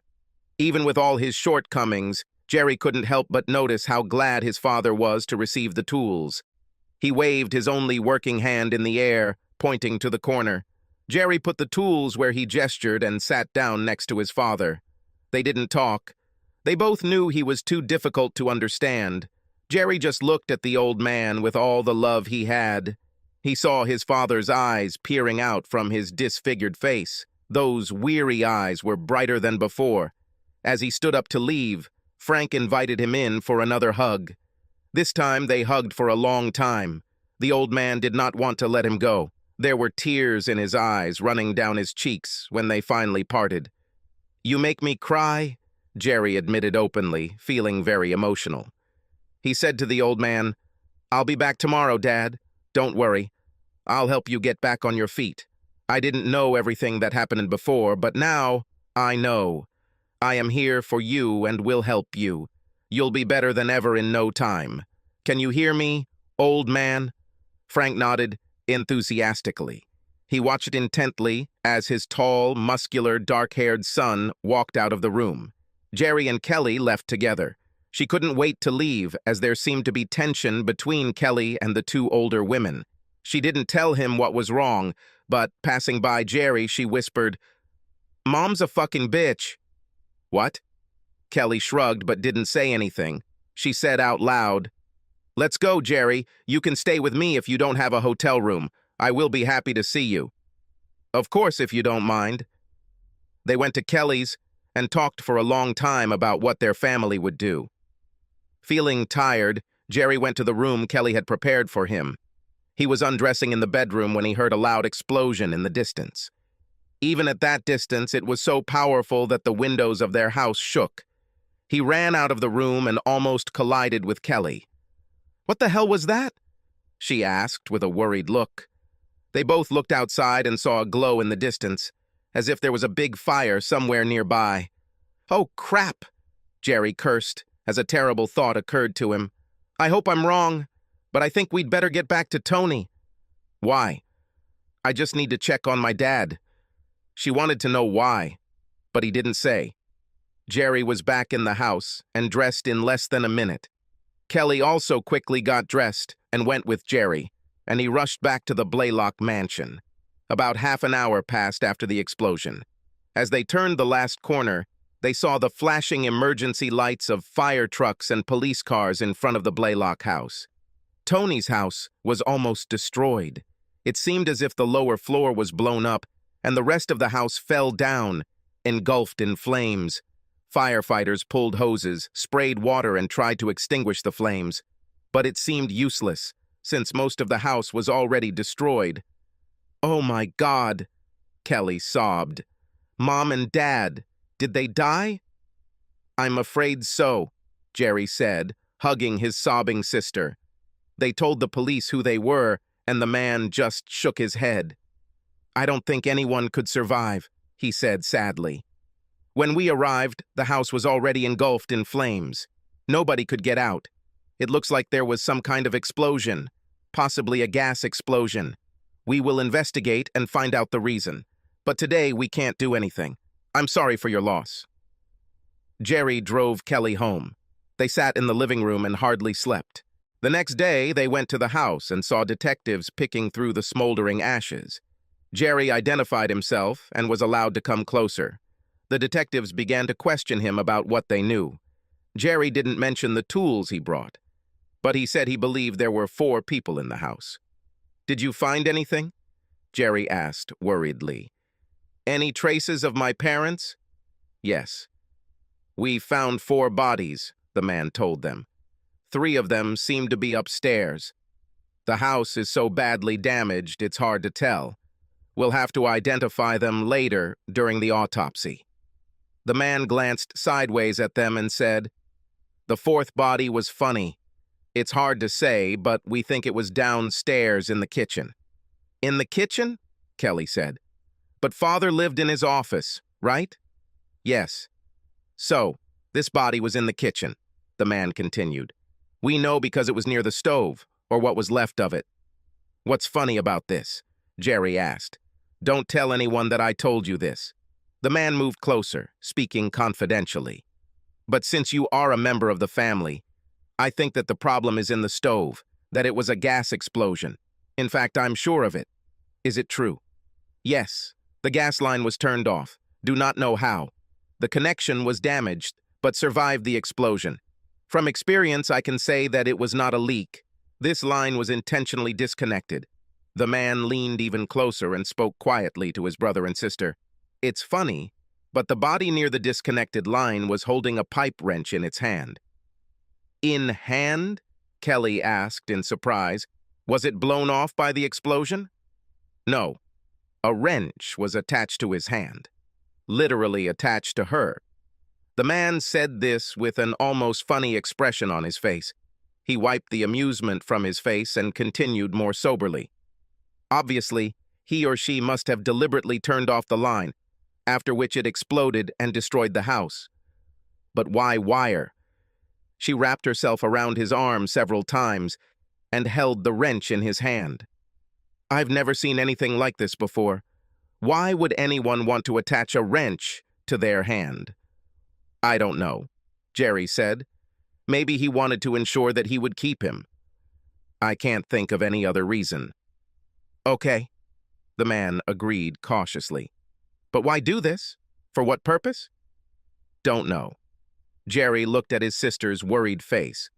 When she began to speak, he quickly interrupted her and immediately said to the man, "Then, it's okay. Thanks for the info. Good luck. Here's my business card if you have any questions," the man said, politely handing him his card. "I'm sorry for your parents. I don't know what happened, but now it doesn't look like an accident." Jerry and Kelly looked at each other as they walked away.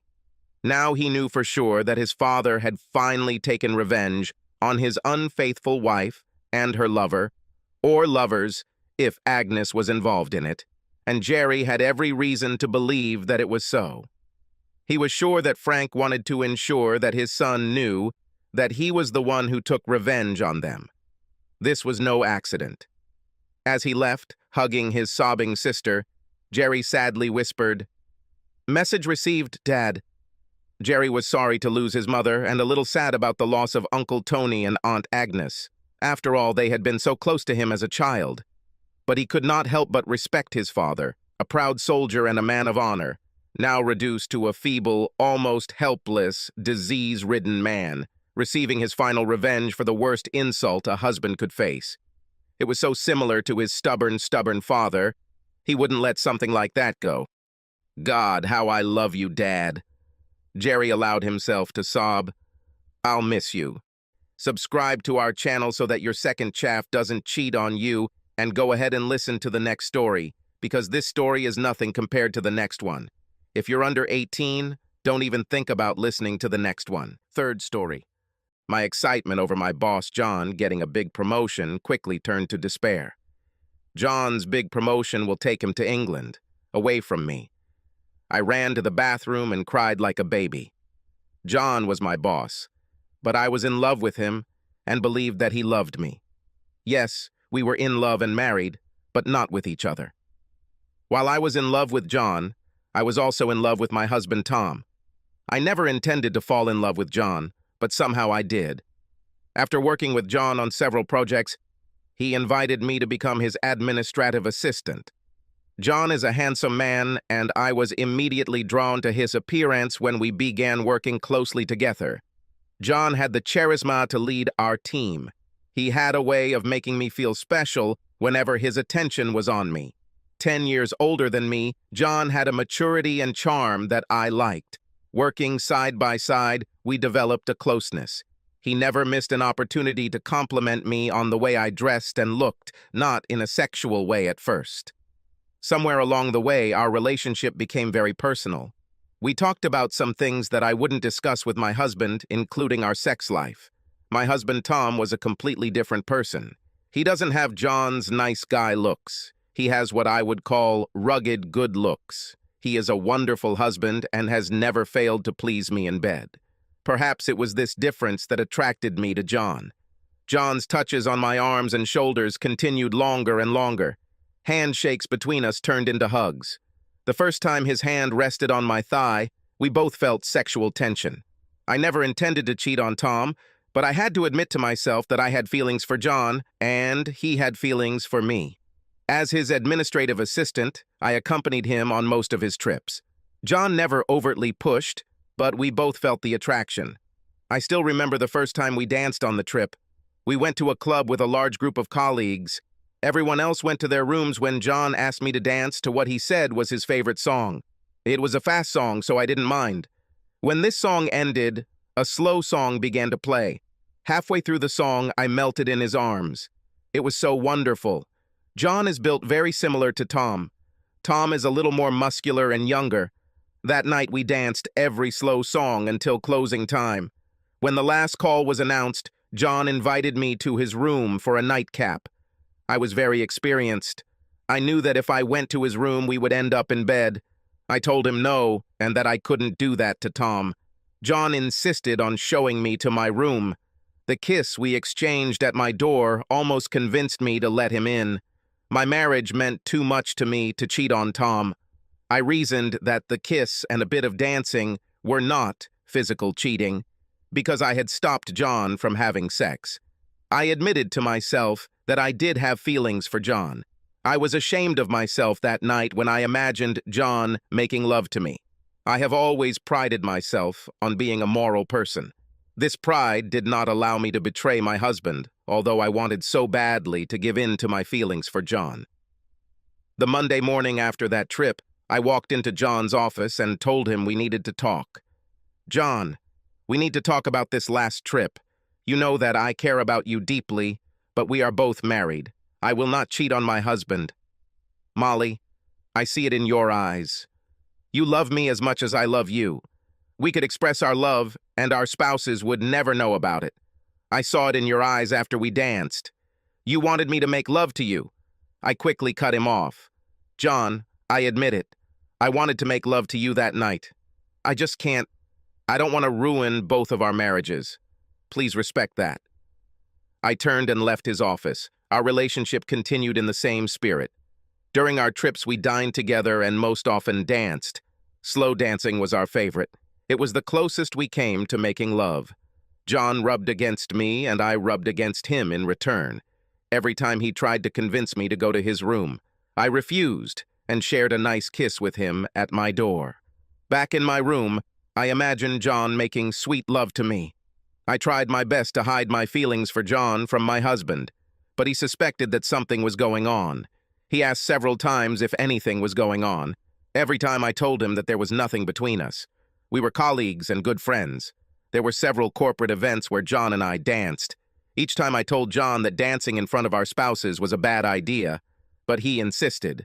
From my interactions with John's wife, Gail, I realized that she suspected that something was going on between us.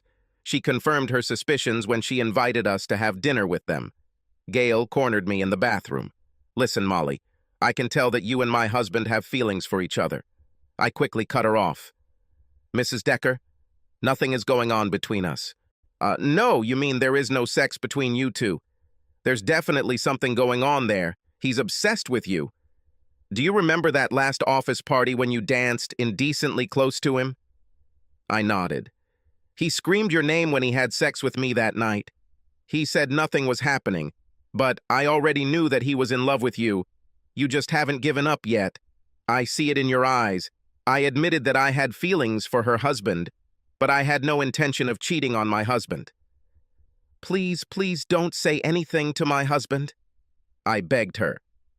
She agreed if I promised not to cross the line. This was 6 months ago. If I'm honest with myself, I know that if I hadn't made that promise to Gail, I probably would have given in to John's advances.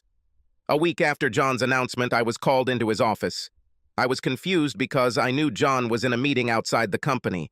Confusion turned to surprise when I was greeted by John's wife, who motioned me into the office. Gail closed the door behind me and sat down in her husband's chair. "As you know, we are moving to England due to John's promotion. My agreement with John accepting this position was that you would not go with him. I'm tired of being second only to his love for you. Gail, I fulfilled my agreement with you. I told him no every time he suggested sex. I know it. I talked to John about his feelings for you. John confessed his love for you and admitted that he tried to seduce you. He says you resisted his advances.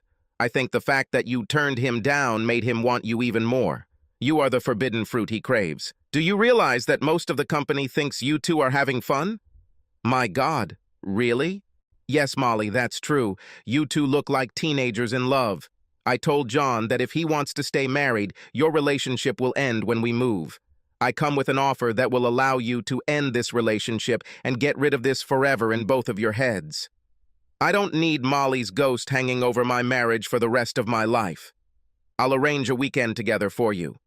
A weekend where there are no rules. You two can do whatever you want.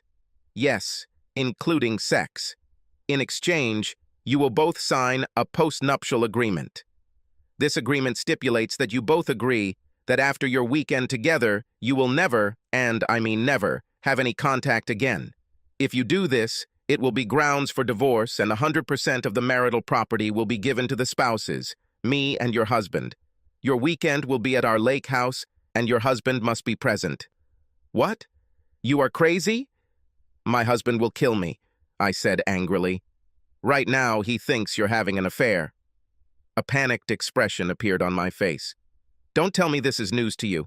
He came straight up and asked me while you two were cheek to cheek at the Christmas party. This way, both of you will be able to satiate your feelings forever.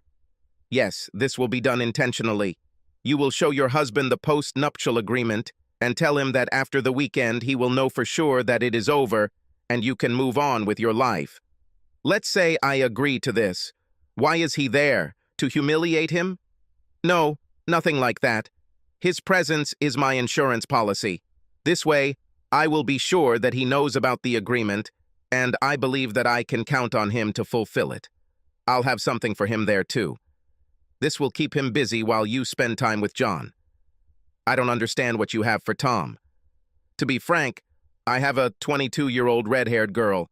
She is stunning, and she is a professional. A little tit for tat, I guess you could say so. I stood there stunned. My mind was racing. My first reaction was that Gail's plan was the dumbest idea ever. Tom would never let me have sex with John, but I desperately wanted to make love to him. Gail gave me this opportunity. The price had to be high. Tom had to find out that I cheated on him, but we would have been equal if I had allowed him to spend the weekend with the redhead. I can't believe my husband would trade a weekend with a call girl for me to break our marriage vows. Darling, in fact, she is not like that, I would say about her as an actress. She is stunningly beautiful. An ordinary man like your husband would never refuse to spend the weekend with her. If I allow you to spend time with my husband, he deserves something for himself as compensation. What if he doesn't go for it? You say he loves you. If he loves you the way I love my husband, he'll allow it for one weekend. Once it's over, he'll never have to wonder if your romance is over. He will know for sure. If he loves you, he will let you spend this weekend. For some reason, what she was saying made sense. I would spend the weekend with John and it would be over. Ergo, I would never have to worry about my feelings for John. Deep down, I knew it was a bad idea, but I was blinded by my love or lust for John. I agreed with Gail's plan. We ate lunch twice in our conference room while planning the details of the weekend. At the second dinner, John and I signed our post-wedding agreements. Gail discussed each line with us in detail. She said this was to make sure no one got the content wrong. One of the secretaries certified them to a notary. I should have been embarrassed. I think she knew what we were doing, but I was too excited to care. I still hadn't told Tom and wasn't sure how to do it. Gail suggested that I not tell him until we were at the lake house. Like everything else, I thought it was a mistake. But again, I stupidly agreed. Gail suggested that I tell Tom the whole plan only when we arrived at the lake house and only after he met the redhead. I would show him the post-nuptial agreement and tell him he's going to spend the weekend with a beautiful woman. Gail won't be there. She said she couldn't handle it. I had to give Tom her number so he could call if he had any questions. Questions, that would be an understatement, I think. By giving Tom just a few days' notice, I hoped to keep his inquiries to a minimum. Tom was unhappy, but agreed. He was clearly leery of the weekend. I tried not to think about it. all the time telling Tom that I needed this weekend. When I thought about the weekend, I assumed that everything would turn out exactly as Gail said. John and I would have our weekend that we've always dreamed of, and it would all be over. I would spend the rest of my life making amends with my husband. I almost canceled everything when I saw red-haired Jackie. Now Tom wasn't the only one who was jealous. She was 11 on a scale of 10, hot and young with big breasts. Gail was right. There would be no man who would refuse her. She hugged Tom tightly and kissed him on the cheek. I wasn't thrilled about my husband having sex with this woman. I was trying to figure out how I would compare myself to her after the weekend, but for now I stuck to the plan. The company's head of security, Larry, took care of our bags, and then was assigned to keep Tom busy while John and I conferred. He also had to make sure that John would not be physically harmed when Tom found out what would happen at the lake house. John and I were talking across the room when John pulled me towards him for a passionate kiss. We had just broken the kiss when Larry shouted that he and Tom were back. Damn. Larry should have let us know before they entered the room. Tom walked in just as John and I were hugging. I was so glad he didn't see us kiss before they walked in. Tom knew something was up and asked me what the hell was going on. John directed us to a secluded room to talk privately. I thought I was going to throw up before I started speaking. I took a deep breath, asked Tom not to interrupt, and conveyed my confession to Tom. I told Tom I was in love with John, but I was also in love with him. I explained how the weekend would work and the post-wedding agreement John and I had signed. The signed post-wedding agreement was in his suitcase, and he could read it when he walked into the room. Tom begged me to go home with him right now. I tried to tell him that this was the best thing for us, and that he would see that everything would work out for us. When he asked why Gail wasn't here, I gave him her phone number, saying she would explain everything. Tom told me that my actions were threatening our marriage, but when he didn't leave, I thought everything would be fine, just like Gail said. Dinner was very stressful. John asked me not to wear wedding rings, and I did. Tom, looking at my hands, immediately noticed this but did not say anything. He just pointed to my bare finger. If looks could kill, I'd be dead along with John. I don't know where Tom went after dinner, but John took me to our bedroom. We hugged and kissed for a few minutes when he told me he wanted to go for a swim before he put me to bed. John and I walked to the pool, holding hands. I was so relieved to see Tom sitting in the chair looking at Jackie's ass. I was jealous of her and her perfect ass, but I was going to have John. Letting go of John's hand, I quickly walked up to Tom and laid my head on his shoulder. I said, "I love you, Tom. Everything will work out. We'll talk when we get home." My heart sank when Tom shouted loudly, "Go to hell, bitch!" John quickly grabbed my hand, leading me back to our bedroom. He saw that there were tears in my eyes. He said, "Darling, everything will be fine. You'll see. We've come this far. Let's have the weekend we've always dreamed of." John kissed me on the lips, pulling me toward the bed. My love for John overcame my concerns about the situation with Tom. His lips were incredible. He slowly undressed me until I stood naked in front of him. "Oh God, you are so beautiful. I've loved you for so long, and now I can be with you." John kissed me before taking off his clothes. I examined his body. It was as beautiful as I thought. He wasn't as muscular as Tom, but he was very handsome. John lowered me onto the bed before joining me. His hands roamed over my body before finding my wet pussy. "I know we have the whole weekend ahead of us, but I need to make love to you right now," John whispered to me. I spread my legs, inviting John to enter me.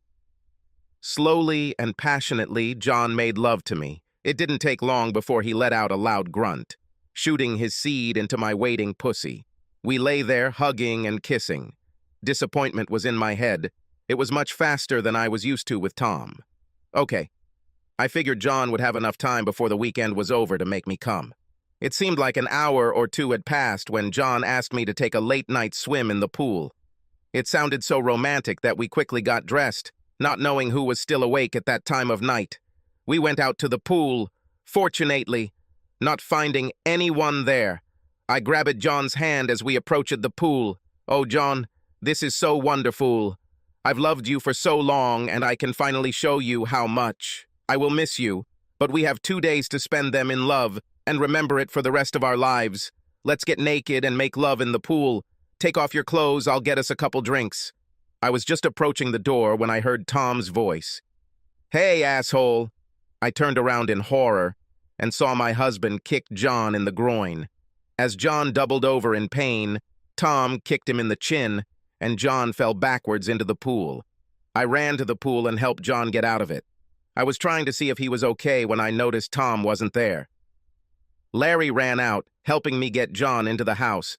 A few minutes later, Larry went to check on Tom but told us his room was empty and our car was missing. I went to his room, crying and already knowing that he would not be there. In the morning, John found me curled up on the bed. He lay down next to me and said how sorry he was that things weren't going as planned. When I asked where the others were, he told me that he sent the others home so we could be alone. He also offered to take me home if I wanted it. I seriously considered moving back home, but decided the damage had already been done. This was supposed to be my last chance to be with John. I put Tom out of my mind and decided to have fun. We spent the weekend eating, drinking, and trying to make love. Although Tom's blow did not kill John's manhood, it did cause John a lot of pain. By Saturday evening, John was very stressed. And I don't mean that in a good way. We tried to make love, but either it hurt him too much or it didn't give me much pleasure. No matter how afraid I was to return home, I was ready to go. Gail was right. The weekend gave me a chance to get John out of my head. I was truly in love with Jonah, but I knew that my love for him was not the same as my love for Tom. She was right about the forbidden nature, what excited me. I was going to miss John, but I was ready for him to be out of my life, and I was ready to go back to being Tom's wife. When we got to the driveway, John helped me out of the car, but it was actually me helping him since he was moving very slowly. He still hasn't recovered from Tom's blow. John hugged me and kissed me passionately. He told me how much he loved me and how much he would miss me. Just as I was about to tell him I loved him, I heard Tom's voice. "Asshole, if you don't get out of here in 5 seconds, I'll do more than what you've already experienced." John quickly kissed me goodbye before driving away. I grabbed my bag, glad to put this whole episode behind me. I walked into the living room and found Tom sitting in his favorite chair. I noticed a post-nuptial agreement on the coffee table. I started to apologize, but Tom cut me off. "No, you will answer my questions before you say anything. Don't you dare try to lie, I want the truth. Did you have sex with John this weekend?" "Yes, we had sex." "Why did I have to be there while you were having sex with him? Was it to humiliate me?" "God, no, honey, I would never do that to you." This was Gail's condition. She wanted to make sure you were aware of the agreement. She said that this way you will understand how committed we both are to never having contact again. That's why you were given our agreement and a signed copy of John's post-nuptial agreement. Big guy Larry, is he an employee of the company? Yes, he is the head of the security service. But you know, I told you he's guarding the party at the lake house. I started to get nervous about Tom's questions. Tom picked up the agreement. "The notary's name seems familiar. Does she work for your company?" "Yes, this is Dana. She is one of the secretaries. I think you're familiar with her." Tom's face broke into a grin. I was getting more and more worried. "Those dinners you told me about, where you planned to spend this weekend, they were in your office, weren't they?" "Yes. Why are you asking these strange questions?" "Just answer my questions. I only have one left. How do you think this should have ended?" Tears were now streaming down my cheeks. Gail said that if you loved me enough to let me spend this weekend with John, you would allow it, and then I would spend the rest of my life making amends to you. I held my head in my hands, crying and realizing how stupid it sounded. Tom picked up his phone and pressed the red button on the screen. "The questions are over. I'll show you your room." "Okay, I need to rest." "Wait, what do you mean?" "My room. Now you live in the guest room. That's where you'll stay." "But no, I want to go with you to our bedroom. You didn't think that I would sleep in the same bed with you after what you did? Oh, I guess you really thought I'd do this, didn't you? Do not leave me, I asked through tears. Tom didn't say another word. He just carried my bag to the guest room and threw it there. I watched as he walked into our bedroom. I noticed that the door had a new handle with a key lock. Oh God, I'm in trouble, I thought. I cried myself to sleep, not knowing what would happen next. Tom had already gotten up and left when I got up. It was Monday morning and I still had to go to work. This was to be John's last week and there was a lot to do before he left. I did my best to pull myself together and go to work. It was difficult to concentrate on work without knowing what my husband was thinking or doing. I had several meetings with John and my new boss, Sylvia. The strange thing was that I looked at John in a new light. My regret for what we did this weekend was overwhelming. Our agreements were written with the understanding that John and I would need to be in contact after the weekend for work purposes.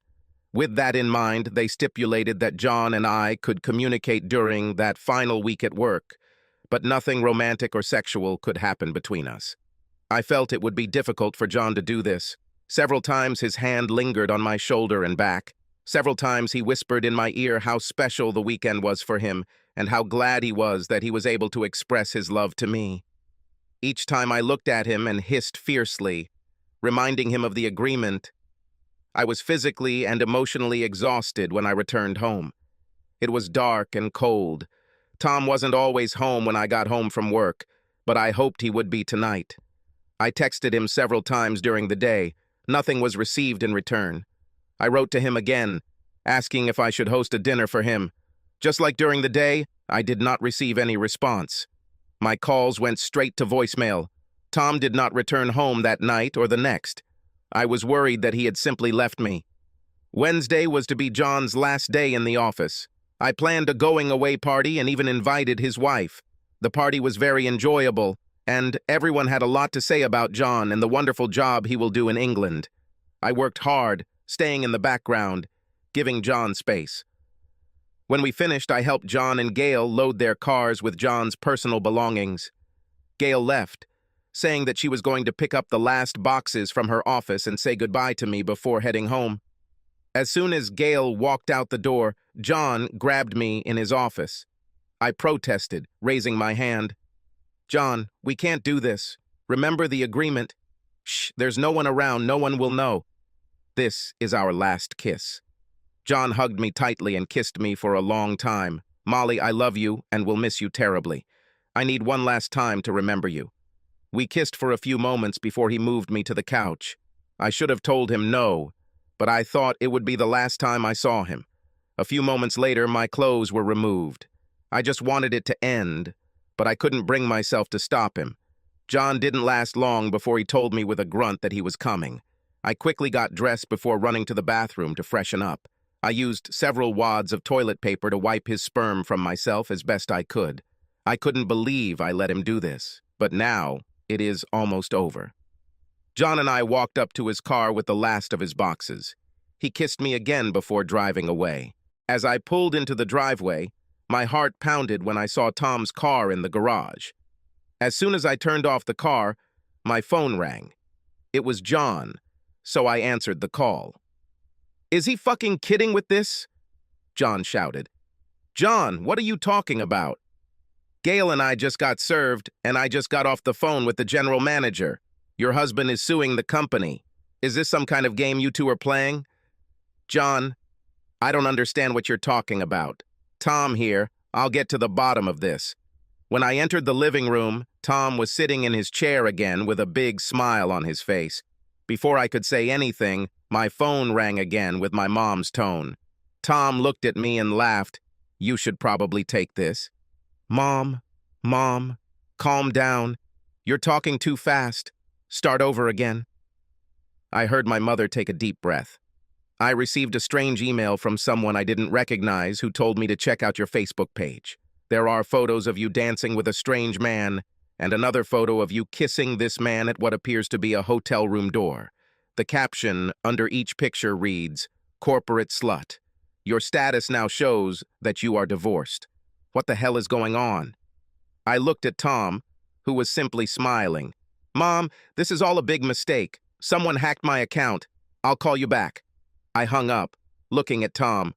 What have you done? What exactly are you asking? I've done a lot in the last few days. If your mom was asking about your Facebook page, I was just trying to help you. What does this even mean? John said you're suing him and the company. It was the same look I saw that evening at dinner.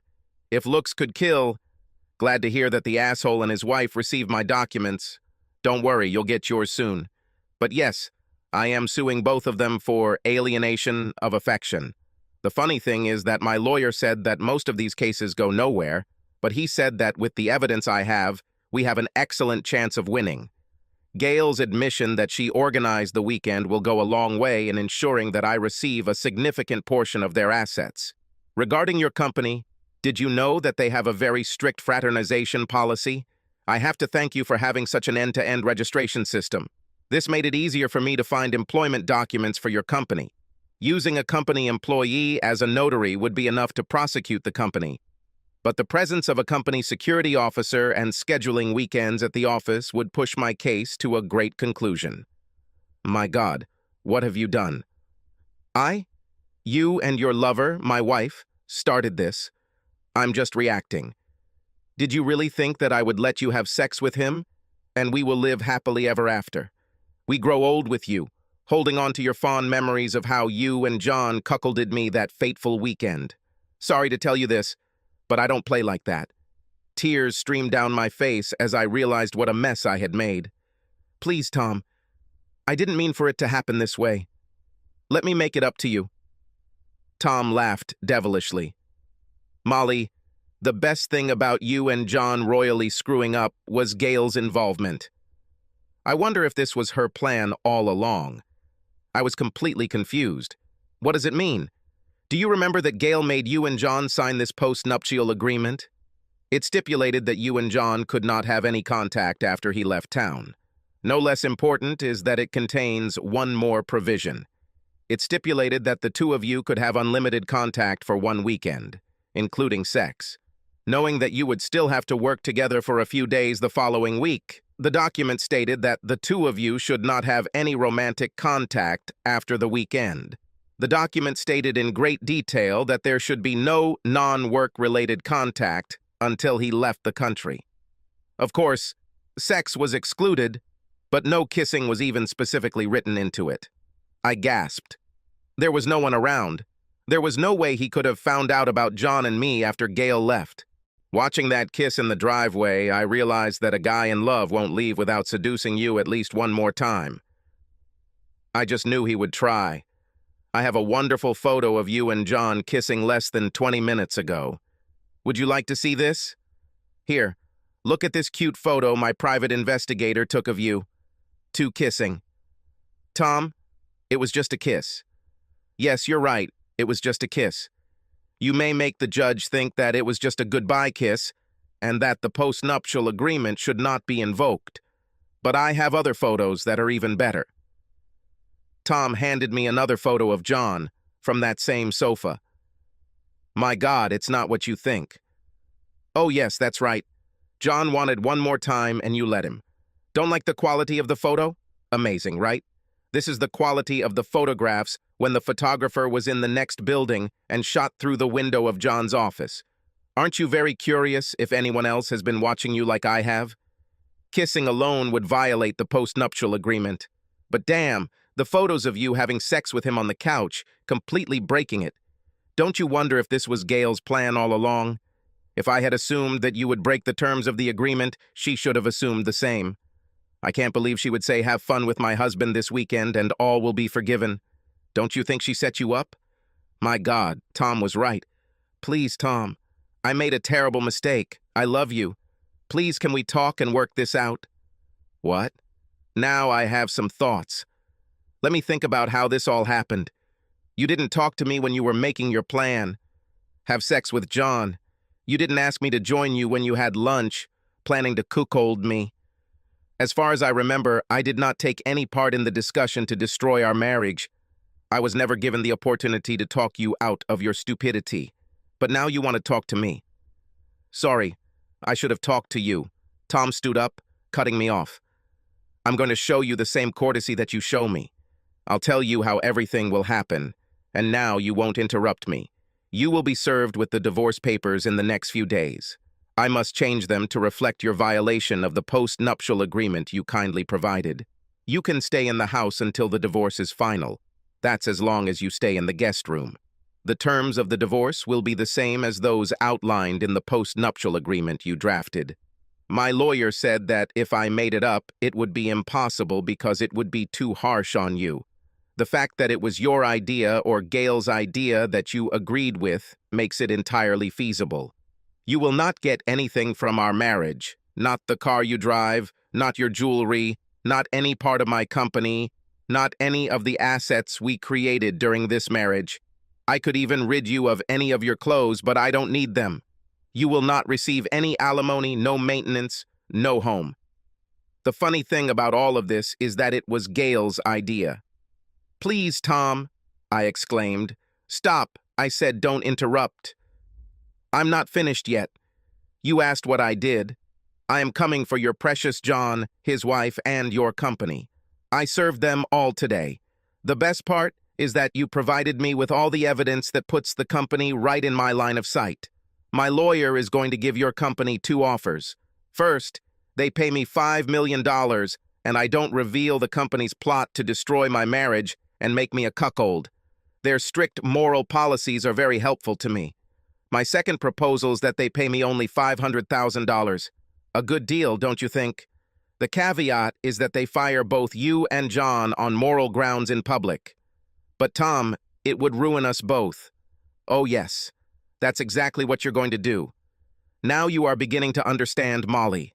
I also sent a letter to your family, which should now be in their email inbox, which includes a copy of the postnuptial agreement you signed, along with a recording outlining your plan to humiliate me by entertaining John almost in front of my eyes. Oh my God, you didn't do it! I still can't believe that you thought so little about me that if they had given me a pretty actress, I would let you do it. I would never even think about cheating on you, and certainly not with an available girl while I was married. I admit that Jackie is sexy as hell. Did you know that she gave me her number before I left? But you said you wouldn't have sex with her? I said through tears. No, I said I wouldn't have sex with her while I'm married. I called her yesterday to see if she could help with my lawsuits. We made a deal. I wouldn't mention her name in lawsuits or call her as a witness. She promised me 3 days off after the divorce was final. She said something about having to get all my errands done ahead of time because I wouldn't be able to walk properly for a few days after this. Not sure what she meant, but damn, I want to know. Oh God, Tom, please don't do this. Hey, I also thought you might benefit from being fired on moral grounds. I'm sure you can find another company that needs a corporate slut. I couldn't believe what I was hearing. As for John and Gail, I will deal with them personally. If Gail really did this, knowing she was going to take everything from her husband, I bet she didn't count on me taking any of it. I have just one question for you. Did you really believe that I would allow you to humiliate me like that and not do anything? I cried for a few moments as I searched for an answer. Tom, I don't know what I was thinking. I was upset about John leaving. Gail suggested the idea of a weekend getaway. She said it would be good to get this out of our heads once and for all. Gail told me that if you loved me, you would let me have one weekend. God, I was so stupid. Tom laughed. Finally, we agree on something. In your world, if I loved you enough, I would let you spend the weekend having sex with your lover and then take you back as if nothing had happened. I'm sorry, but you should have known that this was not the man you married.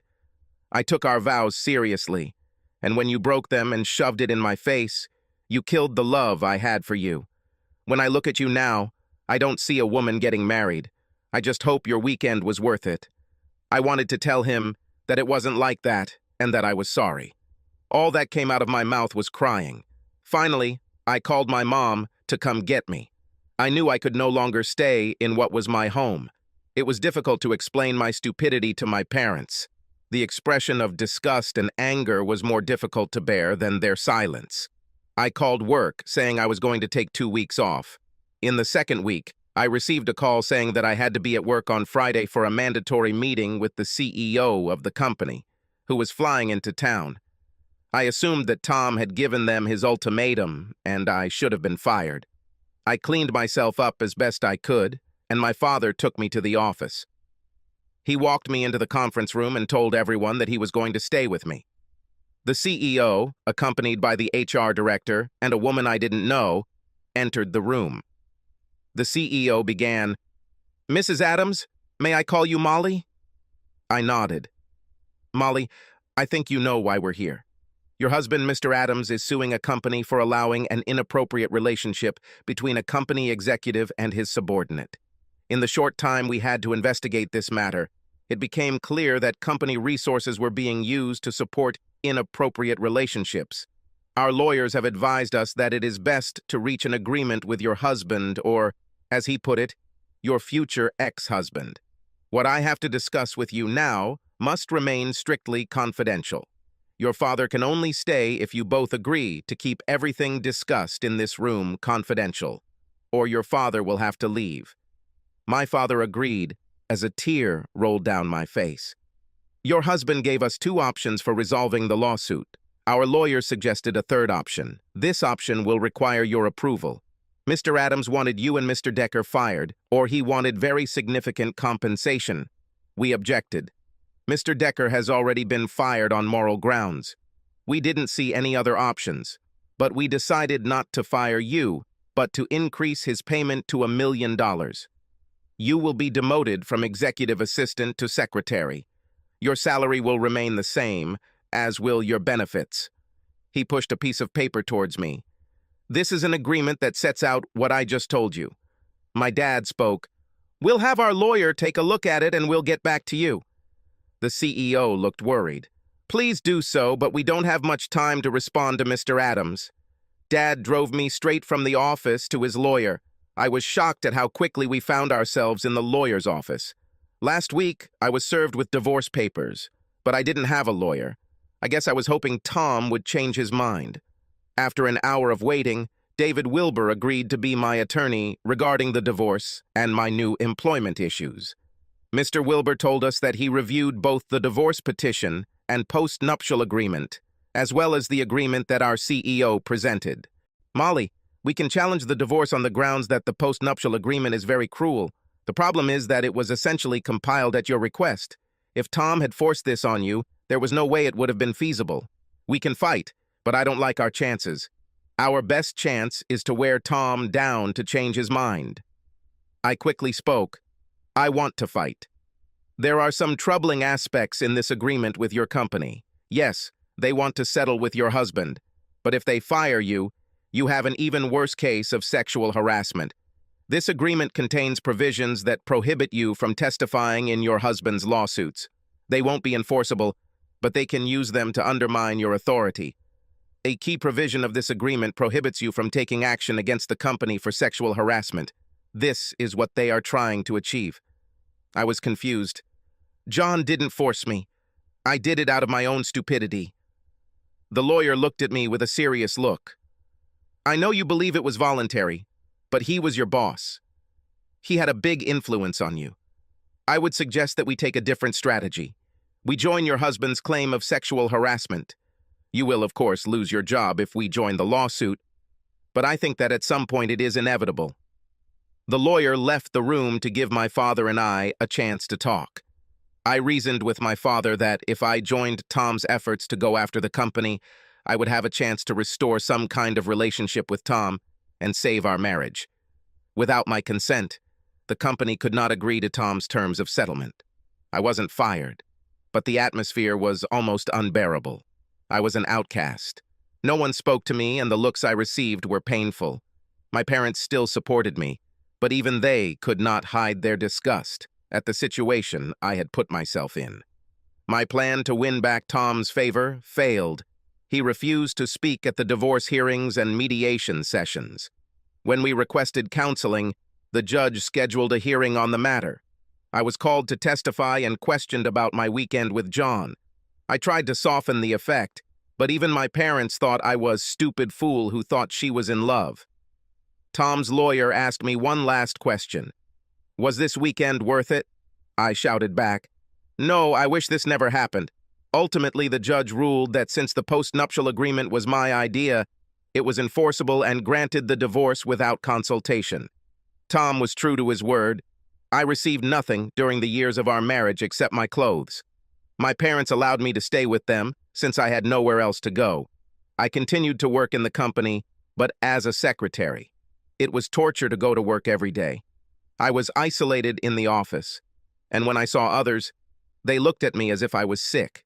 I was looking for another job, but had to stay until the trial was over. 4 months after the divorce was final, my attorney notified me that he and the parties had reached an agreement to settle all lawsuits related to the case. I was surprised to learn that all parties were required to meet to sign settlement documents.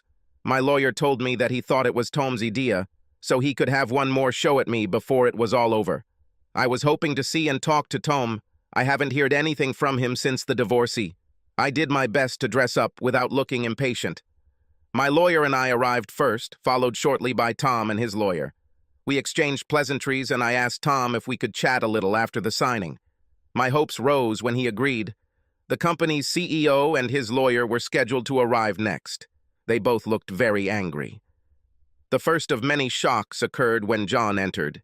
His clear professional look was gone. His hair was a mess. Sporting a scraggly beard, he looked weak and sick.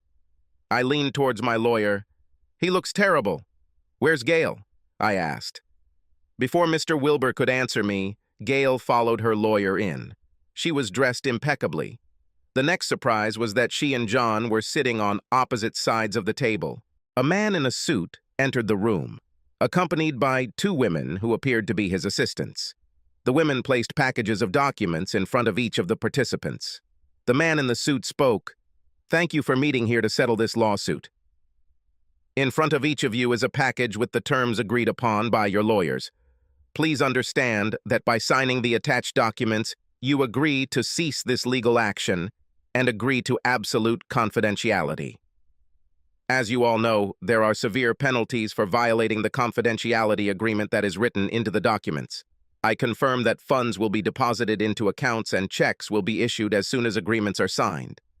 I expected Tom to make some grand speech to finally get his revenge, but that didn't happen. I think all he had to do was watch us all sign the agreement. Each of the signed documents was collected and notarized by assistants. One by one, each side turned to its lawyers. It's just Tom and I, and our lawyers left. Tom asked if the lawyers could give us a room for a few minutes.